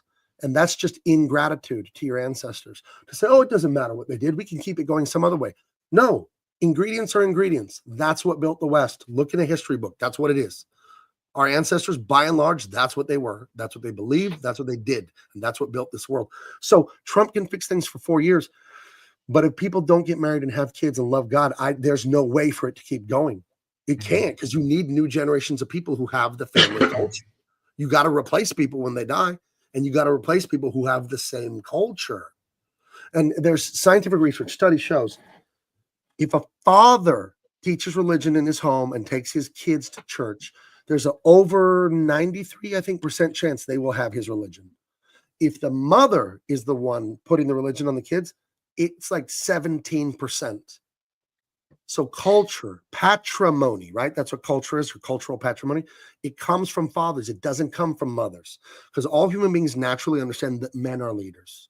Mothers are not leaders, and that's not a critique of women. It's not in their nature. They're not supposed to. It's not their fucking job. You know, when people get mad at, want to get mad at women for not leading, it's not their job to lead. You look in the ghetto, in the barrio, with all the single mothers failing, it isn't their job to lead families. Where are the dads? That's who's missing. You know, so if we don't have the culture passed down, there is no future. So, and, you know, speaking of like the election, you know, people were like, oh, misogyny, and that's why Kamala didn't win. I mean, to be honest, I don't know if you could tie it to a certain racial group like they try to do, but I don't want no woman president. I mean, it didn't help that she was fucking terrible. No. That certainly didn't help her case. But no, I don't want a female president. I don't want a female leader for our country. It's just not. It's not right. Right. It's not natural. What the fuck you're are you doing? You're going to tell me, say that you take the smartest, the best woman. She's not woke. She's a mother. She's like the best. She's super intelligent. She's kind. She's smart. She's judicious. I don't care, because there's a man who's better. You could take the best woman and you'll find 1,000 men who are better leaders. And it's no insult to the woman. It's not their nature. It's just in our nature. It's just not their nature, because women naturally gravitate towards consensus. What does the group think? And there's scientific research that proves it. And you guys know it from living your everyday lives. Women are much more agreeable than men. They go along to get along. And who are the iconoclasts? The one person that stands up and says, no, bullshit. Who's the Gandhi? Who's the Martin Luther King? Men. Who's the Martin Luther? Men are the ones that stand up and say, I disagree with all of you. That is not a female trait. And to be a leader, you have to be brave enough to say, you know what? You're all wrong. We're going this way. You have to have that trait. That is not a female trait. So you can't be a leader. And if you think women can be leaders, again, I invite you to go look at the barrio. Go look at the ghetto. That's what female leadership looks like. When the females are raising the kids with no dad, that's what it looks like. And out of control crime and chaos. Yeah, it's a disaster. It's what's the word I want to say? Not catastrophe, but anyway. You say it like Sylvester the Cat. It's fucking horrible. It's a catastrophe. Suffering fuckatash. It's fucking terrible. It's full of murder and no respect for life. Because you have these boys. What if you take a piece of meat and you marinate it in something? It's going to taste like that, right? When you cook it. So if you take a person and you marinate them in estrogen, you're going to have the mind of a woman, the emotions of a woman inside the body of a man that can do way more damage. And a man flying off the handle is way worse than a woman flying off the handle. So you have these men are deadly just the way we are. Women are not. And you have these entire neighborhoods, these entire swaths of these cities that are just ravaged by crime, murder, and despair, because you have fools killing each other over nothing, over looks, over shoes. You disrespected my turf. You pulled up next to me and you looked at me funny, so I'm going to fill your car with bullets? What? Makes zero sense. But the father teaches you to emotionally regulate. Control that regulation means I have feelings. I may be very angry or very whatever, but you don't listen to stupid feelings. There's nothing wrong with your feelings. You can't really control your thoughts or desires. You can just choose not to listen. You can be on a diet and there's a giant gourmet chocolate cake. You can't control your mind going, that looks delicious. You can't control that. You're going to think it. You can't control sticking your face in the sheet cake and eating half of it. You can control your actions. And if you control your actions long enough, the desire to eat the cake goes away a lot. Aristotle said character is built through habit, right? So the more you do something, the more you'll think that way. But what human beings always want to do is, I want to think that way first, and then I'll do it. I want to like exercise, then I'll start exercising. Doesn't work that way. You'll start exercising, fucking hate it, and then you'll grow to like it. Character is built through habit. The Bible says faith without works is dead. If you don't do things, you don't believe them. If you do things, you do believe them. And you will grow to believe them more the more you do them. So, speaking of Santa Cruz and San Juan Bautista, are you guys familiar with San Jose? I'm from there. No, I've never been there. I know it's one of the big cities in the Bay Area, but I've never been there. Yep, San Ho. That's 45 minutes up the 101 from where I used to live. Yeah, the HP Pavilion. I went to a San Jose Giants game. That was hella cool. I used to go when I worked at the radio station. We go downtown. I think it was 7th Street, I want to say, but it was like Club Zoe and like it's just a row of clubs down there we go to every Friday night. But San Jose, I think, has like 1 million people. It's spread out, but San Jose is fucking huge. And you got San Jose State there. You know what was awesome? I think it was in Point. Is it called Point Grove? Pacific Grove. Pacific Grove was at Alvarado Street, filled with restaurants. Oh, that's Monterey. You're in Monterey. Okay. Yeah.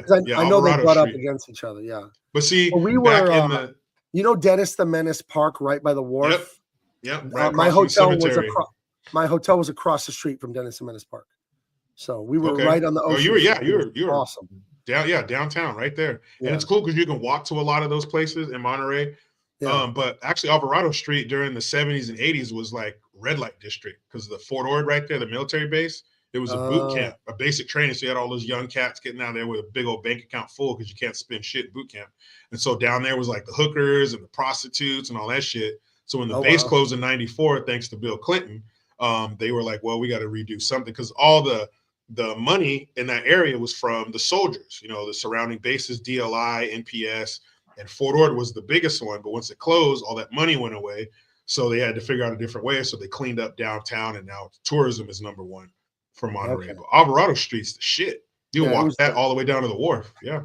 That Rosine's restaurant was ridiculously good. Yeah.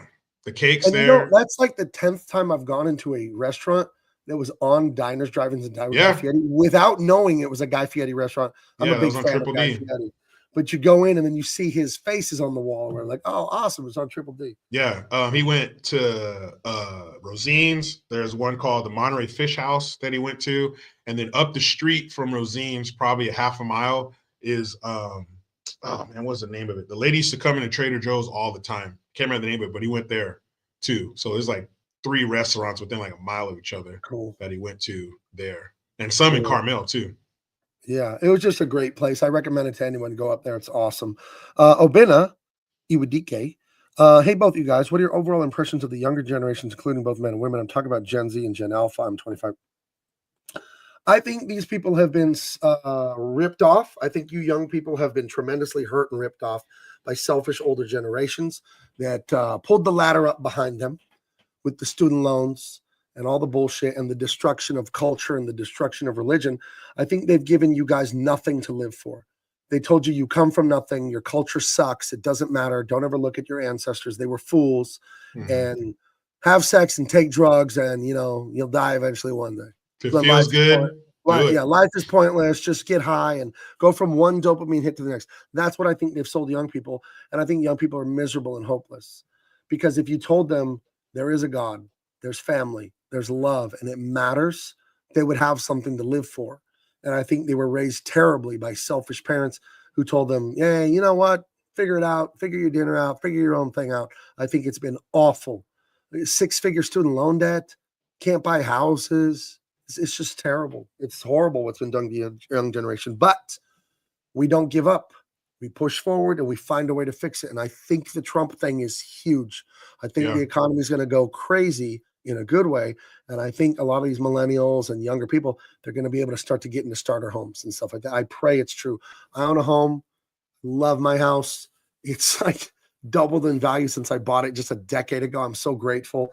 And there's nothing like home ownership. Elon Musk is an idiot, is what liberals always say. I always make fun of that on Twitter. Right. They always make fun He's of a him while they're moron. on his website. It's like PayPal, Twitter, The Boring Company, SpaceX, Starlink, Tesla. Everybody Tesla drives robots. a fucking Tesla. Yeah, number one selling Kidding me? car in the world. But the libtards are like, you're such an idiot. And they launch his rockets from Vandenberg, which is about 2 hours north of Los Angeles. And when I was driving up to Monterey with my wife for our anniversary, we drove by Vandenberg. We were home 2 nights ago when I was watching Grease with John Travolta and Olivia Newton-John. I'd never seen it, and I wanted to see it. And in the middle of the movie, my wife's like, oh, stop the movie. Elon launched another rocket. Because I live in San Diego, and these rockets go 20,000 miles an hour, when he launches them, I can see them 5 minutes later. And it feels like you're living in Star Wars to watch a space rocket fly over your house. Mm-hmm. So we go out in the backyard, we stare up in the sky. I put the blanket around both of us. It was very cold. And I told my wife, Elon Musk, idiot. And then we just both laugh. Yeah, look at that idiot's rocket streak across the sky into the unknown. And then when it comes back, he's going to catch it in a fucking... It's the size of a 22-story building, and he's going to catch it in a fucking robot hand. Yeah, but he's a dumbass. Yeah, for he's sure. such a moron. Yeah, I think just jealous losers that have nothing going on hate Elon Musk because they're so resentful. And I would tell them, you can succeed too. You may not build a rocket ship, but you could do some pretty impressive shit with your life if you'd stop being jealous and a hater and focused on hard work and discipline. Yeah, and maybe somehow read a book he wrote, kind of try to pick his brain and see how he became so successful. But I think young people, you guys were sold a bad bill of goods, man. You guys are fucked in a lot of ways, but the youth is on your side, as is the case with a lot of things. You have time to correct it. You have time to enjoy this great economy that we're about to get and see, the error, not in your ways, but those who put you in this situation. So it's about to get nuts, man. I was listening to this thing this morning, and they said we have 489, it was 8 or 9 and 98, I think it was 89. We have 489 different government agencies. And Elon Musk said, we can get it down to about 100. Right. It's 389 worthless pieces of shit that we're paying for, these buildings that are full of nothing, these budgets that are going to these nobody. It's probably a fucking slush fund for these pieces of shit. Oh, yeah. But I was thinking, just imagine Vivek Ramaswamy in the Doge Department of Government Efficiency. Imagine him amassing his staff and looking at the numbers and how him and Elon's crazy fucking nerd inventor genius brains are just going to look at that and be like, oh no. Elon they've been posting on Twitter, like, this person's getting $189,000 to be the like environmental advisor for some agency. And it's like Nancy Pelosi's daughter, who's an attorney. Yeah. What does she know about the environment? But it's $189,000. And how many days a year is that woman showing up for that job? It's all grift, dude. They're stealing your tax money. There's probably an empty room with a phone ringing when people call her office and nobody's in there. It's just some bullshit for her to get money because of her mom. That shit's going to end, and I can't wait, man. I can't wait. So Obina says, since I'm young and somewhat indoctrinated, can you give me a list of entertaining fiction novels that I can read that reverses the cultural marks of the past 50 years? The one on the left is not fiction. Dr. Robert Glover, he's a boomer. He was a nice guy. And this book here was a New York Times bestseller in the year 2000. He was a therapist, and he noticed all these guys that were like, they're doing this and they're doing that, and I do the right thing and I work extra hard, and they get divorced, they get cheated on, they never get what they want in life. And after World War II, we had the destruction of the father, we had the pro-feminist thing, and men were taught to be passive aggressive and sneaky, and to kiss women's asses, goddesses, right? And that will get you nowhere. Nice guys finish last, and nice guys deserve to finish last. I read this book like 8 years ago, and it changed my life. Now, I don't agree with everything in here, because he's like, yeah, and now I can sleep around. I can charm women like that. I don't agree with that. You should be married. That aside, He nails the postmodern World War II feminist bullshit social justice thing. He nails it like nobody else has because he's been a therapist for like 40 something years and he dealt with so many men. And even in his own life, he realized he was a wimpy soy boy, nice guy. He was not assertive. He was not disagreeable. He was not focused on self-improvement. It's like, I want everyone to like me. I'll have the right opinion. You know that. And that's how men are trained to be. It's toxic if you're masculine. Bullshit. So That's what got us here. This book is a must read. No more Mr. Nice Guy. I don't agree with 100% of it. I don't agree with being a man whore. That's probably not great. And then Ayn Rand's Atlas Shrugged. It was written in the 50s. She suffered in communist Russia. And if you read Atlas Shrugged, it's such an entertaining book, but it's very long. It's like 900 pages long. I listened to the audiobook while I was drawing comics, and it was like 56 hours or something, the audiobook. Very long. It does not feel like it was written in 1953. It feels like it was written last week, the way the SJW communists in this book talk. And I don't agree with Ayn Rand about religion. She hates religion, no God, blah, blah, blah. So ignore that in here. But you do need to read this for her concept of the moochers and the looters and the social justice warriors and the communists and the people who hate hardworking, successful people. They want to take everything from the successful, but they resent them and hate them. One of the main characters is Reardon. He owns a steel company where they make train tracks and other steel products. And his brother's a hippy-dippy college student, SJW, communist, whatever. And his communist organization needs a bunch of money for some fundraiser, something they're going to do. And the brother that does the steel is the macho guy, the alpha guy.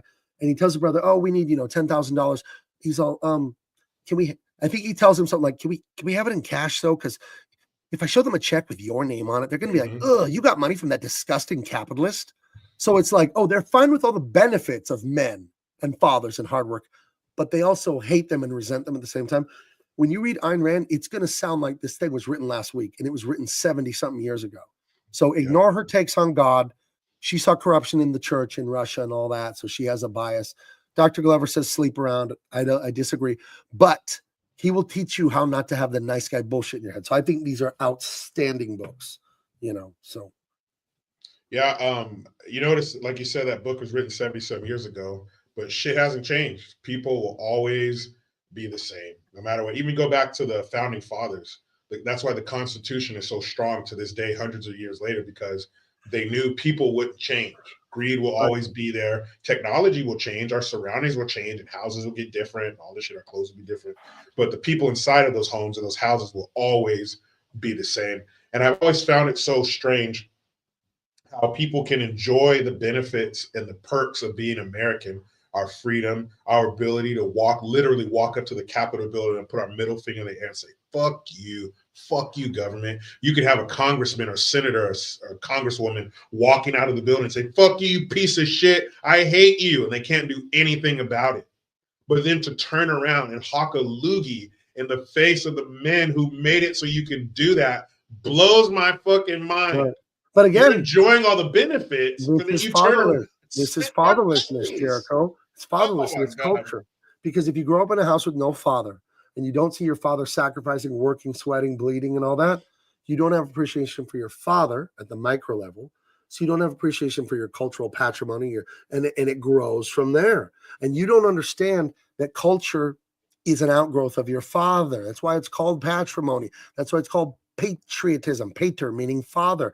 It's if you don't have a father, you don't get this. You won't get it, and you'll be very upset and bitter. So yeah, Michael Coulter, Gabe, I plan on owning my own gaming company, and Elon Musk inspires me. Well, let me inspire you. You will own your own gaming company, and you will make games if you do this one thing. Here's the secret. Decide that you're doing that. That's it. And I told you the Bible says faith without works is dead. If you were a big fat guy and you told me, oh, I'm into health and nutrition, and you own dumbbells and diet food and you never lifted weights and you never ate the diet food, I say you don't believe it. You don't really believe in fitness. Mm-hmm. If you say I believe in having a video game company, you don't do anything, you don't believe in it. But if you do something, it will happen. If you do something long enough, something has to happen. I've spoken at colleges to art students about success. I've been very successful as an artist, and I went back to my university. I spoke in Colorado. I've spoken at colleges and universities here in San Diego. And I tell them that forget good and bad when we're talking about a thing happening. We say achievement, but let's take achievement away because that's a good idea. That's a good emotion. Let's just look at things as processes, as math. If I told you, Michael, you have to lay in bed for the next 6 months, you can get up to go to the bathroom, you have to lay in bed, play video games, and watch streaming every waking hour of the day, you can go to sleep, and you have to drink 6 milkshakes a day and other assorted junk food. What would happen to your weight in 6 months? No exercise, you lay around, you watch TV, and you eat snacks. You necessarily would gain weight. There's no way to escape it because that's the math of that equation.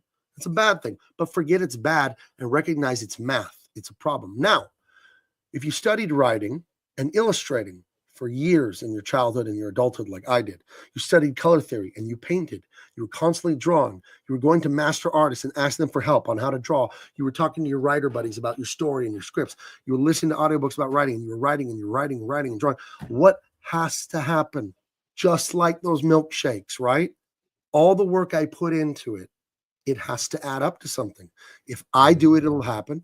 If you do it, it'll happen. If Jared, here's the thing.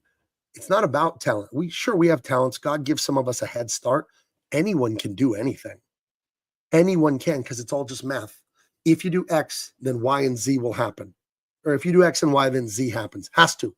And just think about the Netflix and milkshakes. You have to get fat if you do that. You have to. You cannot escape it. So if you do the hard work and the determination to make your video games, whatever the formula is, and you stick to it long enough, it has to happen. The universe doesn't have a choice anymore. So you will be it if you decide. Absolutely. No doubt. I guarantee it. If you quit, you'll never be it. I guarantee it. Yeah, once you make that choice, that's it. Like if you've ever had the thought that just a certain situation can't play out a different way. It has to be this way. Your mind can't form the thought of it happening a different way. When you have that, that's just what it is. Like you don't believe it can happen any other way. This is the way it is going to be. Do you hear me, universe? This is how it's going to be. If you want to, I've said this about being a professional artist and writer, which I'm doing great. God bless me. You want to stop me, universe? You're gonna have to kill me. Literally, I'm not stopping. I will not stop. I'm not stopping. This is it. This is what I chose. It's what I'm doing. And that's there for you, Michael. It doesn't just apply to me. It literally applies to everyone because everything that happens, like I said, forget the good or the bad of it and how you feel. Everything that happens is just a process of accretion. One step today, one step tomorrow, one step the next day. And then you add up all those days and years, and now you have your result. Literally, anyone can do anything here in the West, in America. There are countries where the economy and all this and all that, it's prevented, right? They don't have the freedom. There's so much corruption, blah, blah, blah. I feel sorry for people who live like that. But here in the West, there's no limit. There's none. No.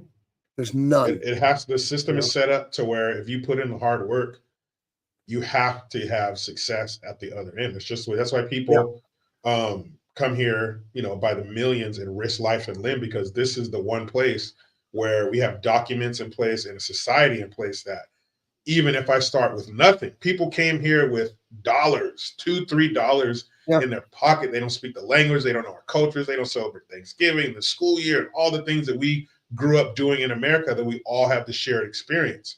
We can all sit here and say, what was your best Christmas? Because we all know that feeling, first day of school, last day of school, your birthday parties. We all have that shared experience in America, and people come here completely from the outside and they're successful in a generation. They come here fucked up. Their kids are going to Ivy League schools, and they're regaled by the tales of the poverty their parents came from because they don't know what the fuck that's like. This is the only place like that on earth. That's why it's so precious.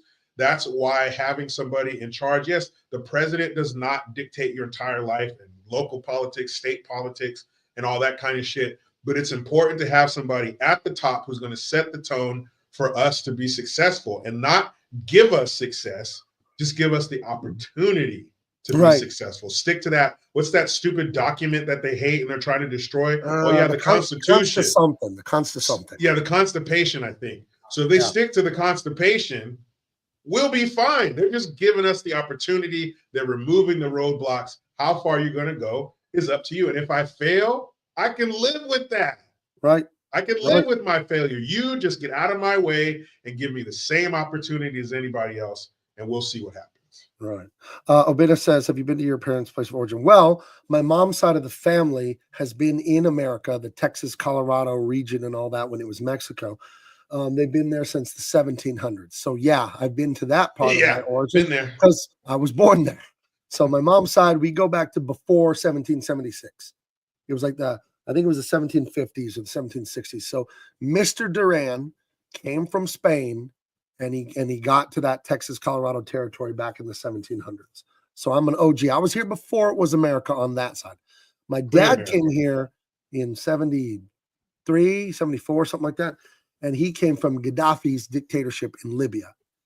I never went there because they would have jailed and or murdered my dad if he ever went back home while Gaddafi was in charge, because my dad and his college buddies were outspoken against Gaddafi. They were traitors to the regime. They murdered my grandfather, murdered my dad's friend. His friend Sharif was captured, chopped up, thrown in a trash bag, and delivered back to his parents' doorstep in the morning, taken away in the middle of the night, and then just a black trash bag of little pieces the next day.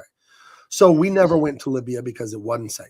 Now, Gaddafi was deposed by the evil Obama and Hillary Clinton. As bad as Gaddafi was, Libya is much worse shape now. There are open-air slave markets. You can buy people in Libya.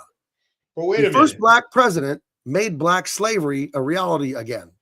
But wait a minute. Slavery is exclusive to America.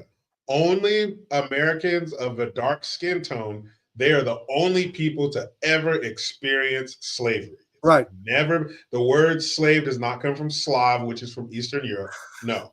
Americans of dark skin tone are the only people to ever experience slavery, according to them.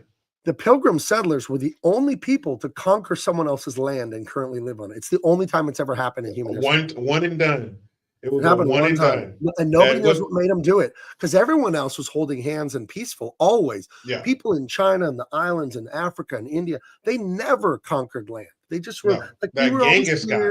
And we love everyone. We just love everyone always. That Genghis guy, he went with his peace brigade, and they were bearing gifts. They just brought peace around all of Asia and Europe. Genghis. Yeah. It was the Genghis Khan Peace Brigade, I think is what it was. And that's then, the official name. The sultans of the Ottoman Empire, exact same. Peace, just peace givers. The Spice Road, Silk Road, all that was lined with people just, they had come here, here's food, here's bread, love me, hug me, that we're all gonna get on. They would sing Kumbaya in all these different languages. It was beautiful. And then the British people, they never went to India, not with any ill intent. They went over there, bearing crumpets and boiled eel and whatever gross fucking food they eat over there. I'm talking to you, Matt. Mushy peas. It's mushy peas. That's what started the damn wars of fucking mushy peas. But would you want some mushy peas and boiled eel?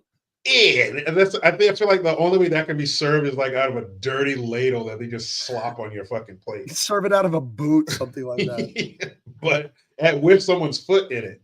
Right. But America is the only place that slavery ever took place. And I want you to know that. And black folks in America, white people are the only people that ever had slaves.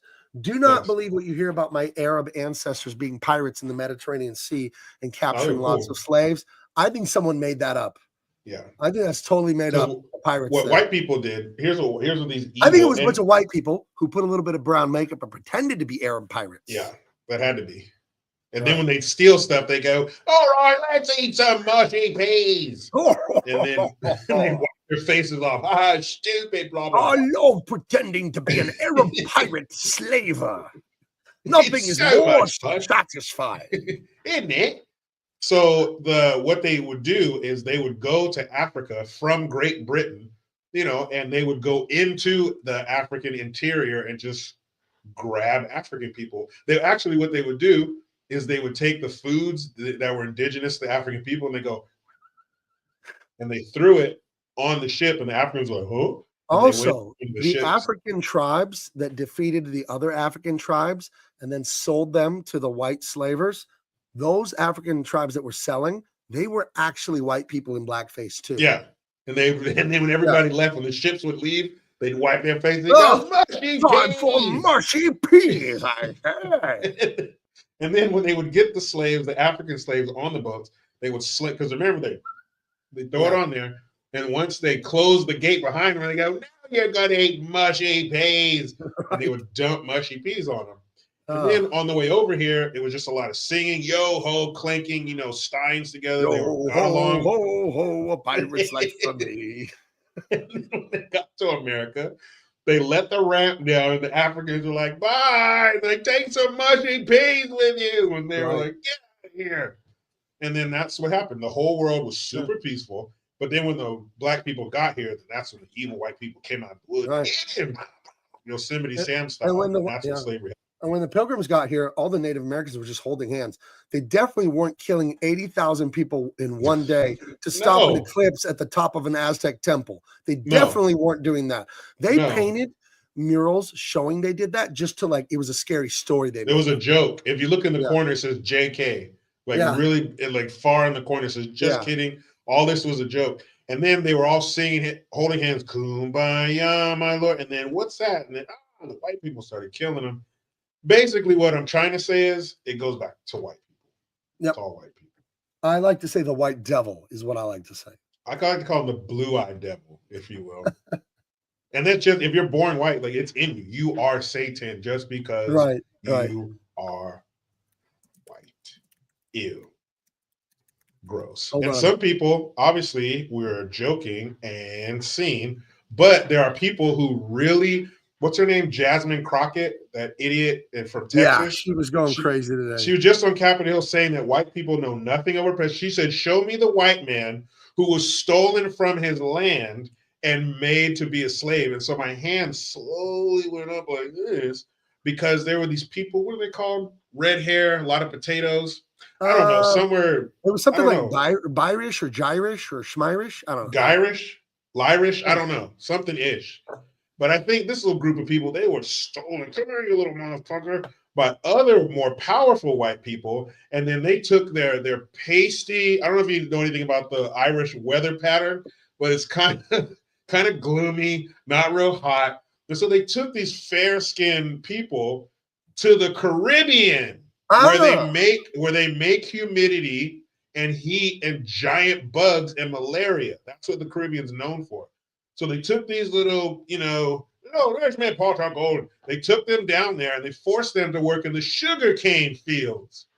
I don't know. I've never been to a sugarcane field, but I'm guessing in the 1600s to be some pasty white dude from Europe. That was probably tough.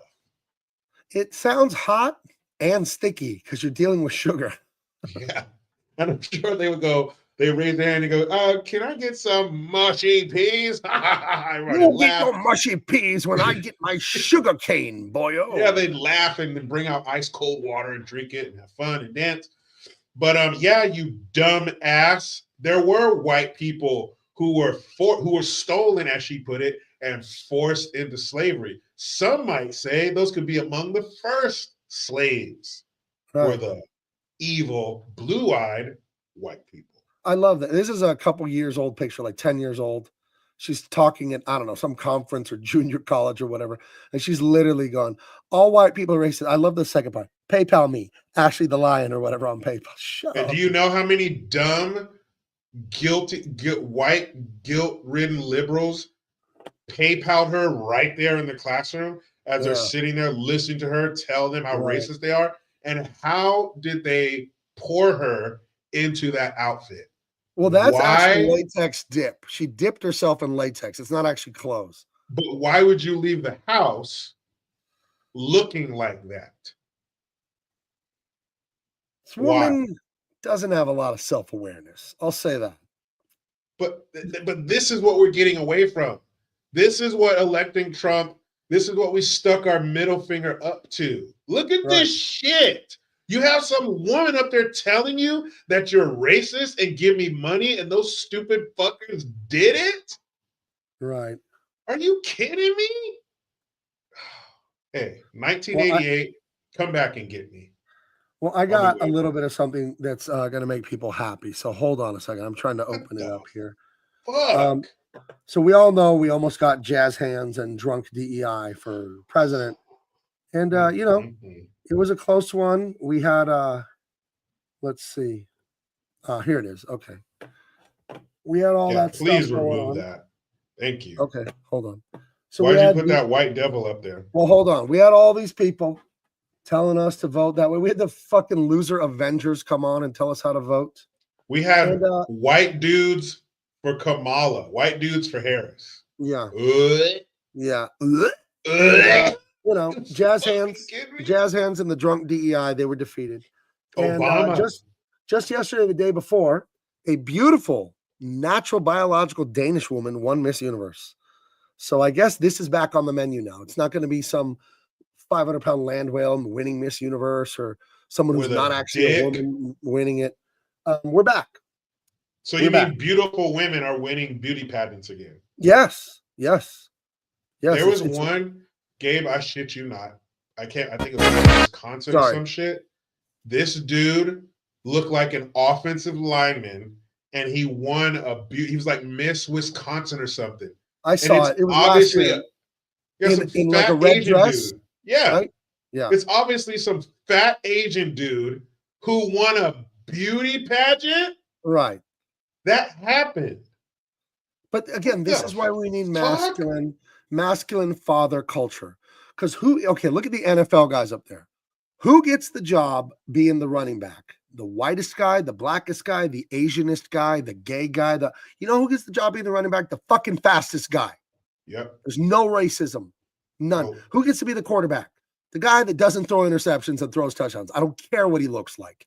This is masculine culture of meritocracy. Everyone doesn't get a trophy. Mama culture is, don't feel bad, honey. We still give you 12 feet, even though you suck ass. Mhm. But I'm telling you, the beautiful woman won the pageant. And look what we're seeing all weekend. We're seeing the Trump dance taking over.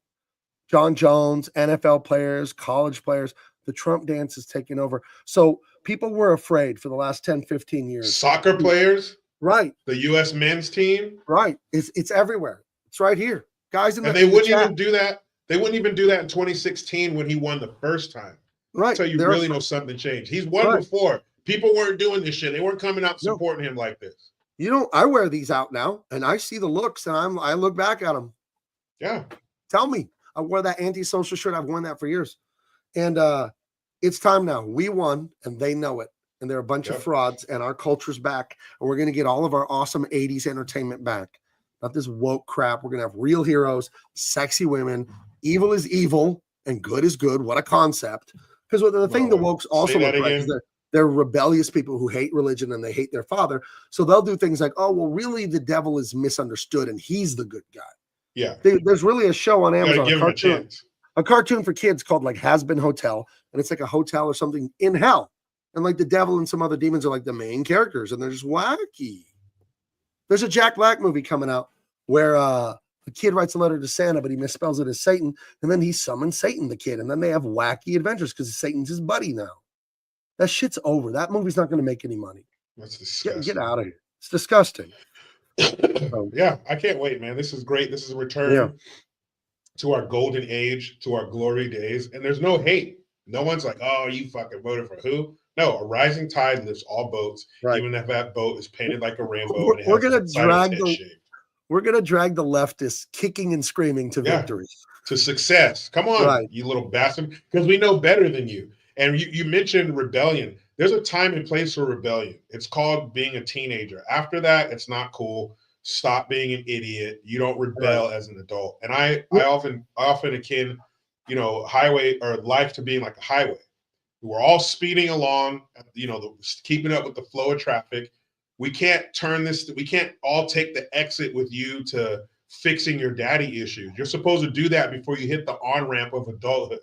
Fix all that shit, because once you join this highway of life, we're all heading in one direction at a high rate of speed, and we don't have time to give you the shit you need to keep up. You get that shit before you get here. This is called adulthood. Nobody gives a shit.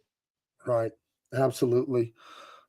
Michael Coulter says we're talking about the Barbary pirates, and they came to in the places of England and Scotland and kidnapped all the white people to use the men as slaves and the women for pleasure. That is unfortunate. That is, man. That's I saw someone say, and it was just a theory. He said, those Swedish, Norwegian, those women are beautiful. The white, blue eyes, just like, and he said, do you think it was all the Viking raiding selected genetically? Like if they're going to steal a wife, they're going to steal the prettiest one they can find, right?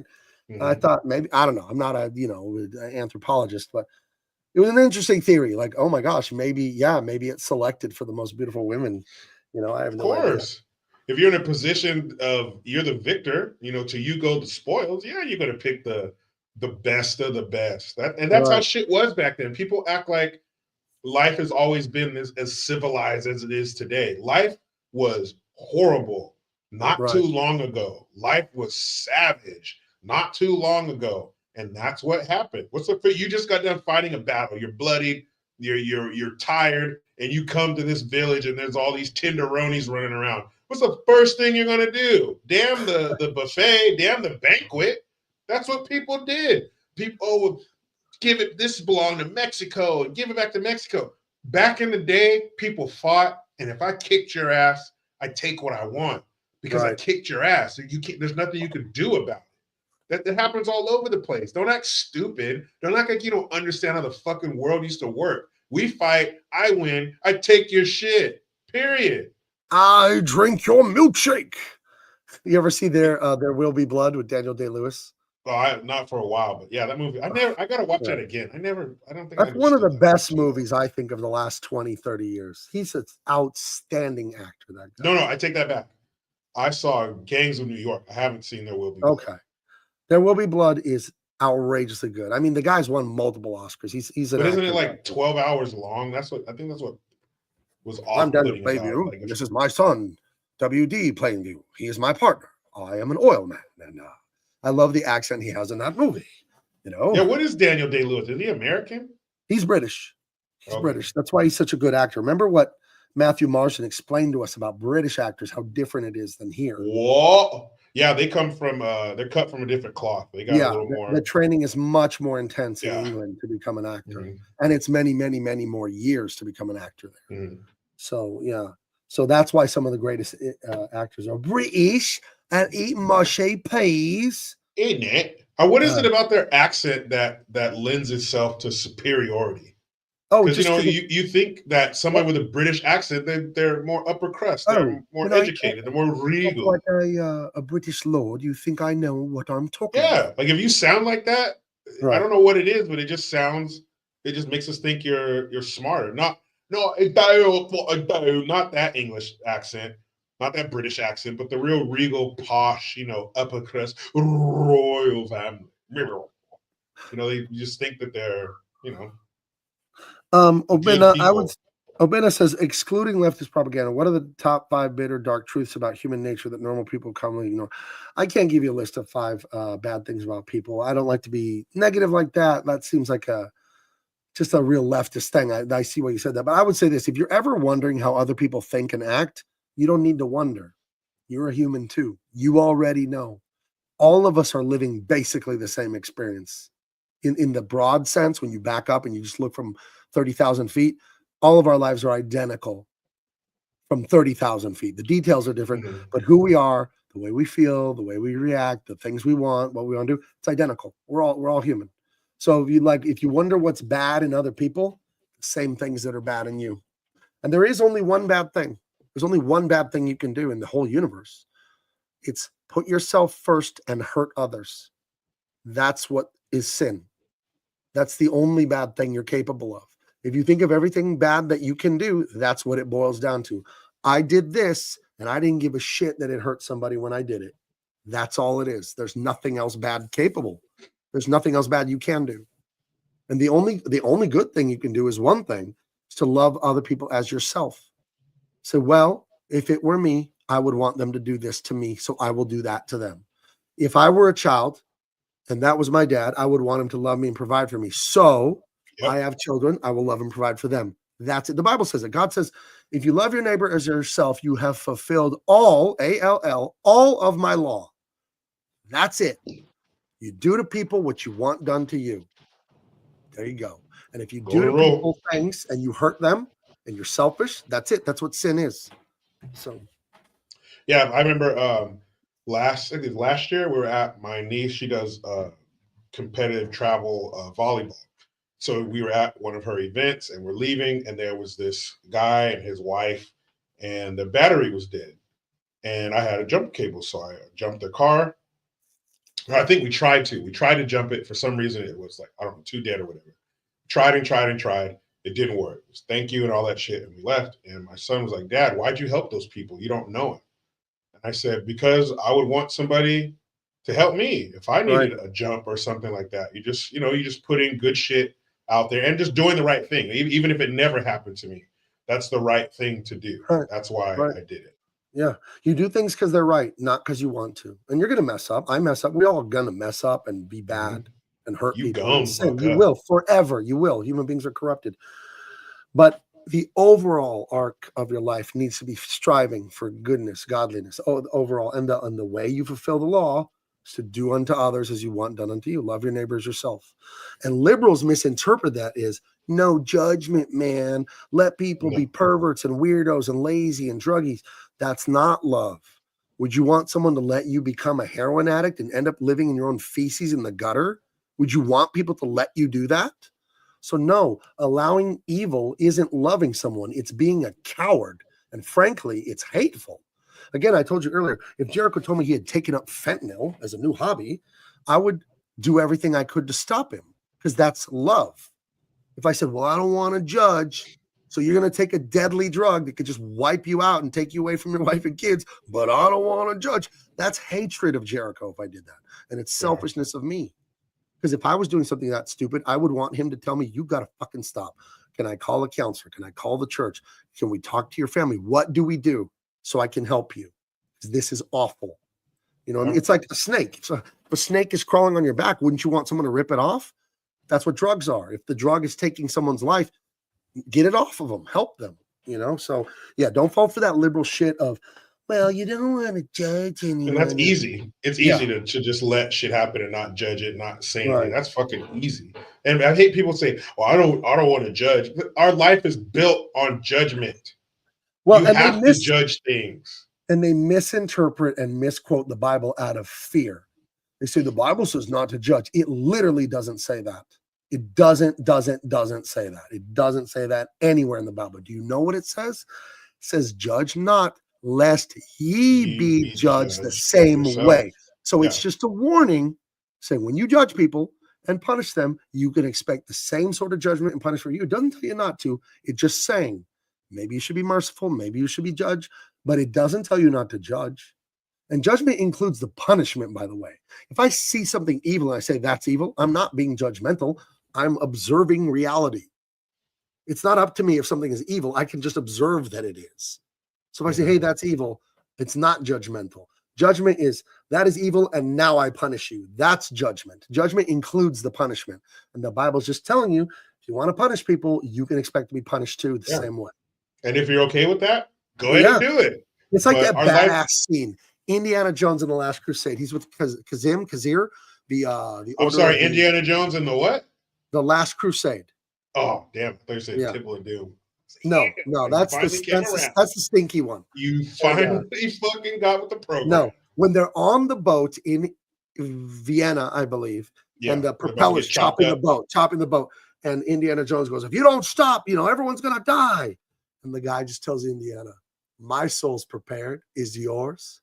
Yep. He was fine with the judgment, that guy, because he was ready to meet God. So the Bible never says not to judge. And the kind of person that would tell you, don't judge, the Bible says not judge, they're never Christians anyway. They're always left-wing atheists who hate everything else in the Bible. So I'm not going to listen to them anymore. But it literally doesn't tell you not to judge. It says, it's a warning. If you do, then expect it to come back. Yeah, proceed with caution. But if you want to proceed. Right. And, when you're out, let's say you're out with your family as the husband and the dad, you're always judging things.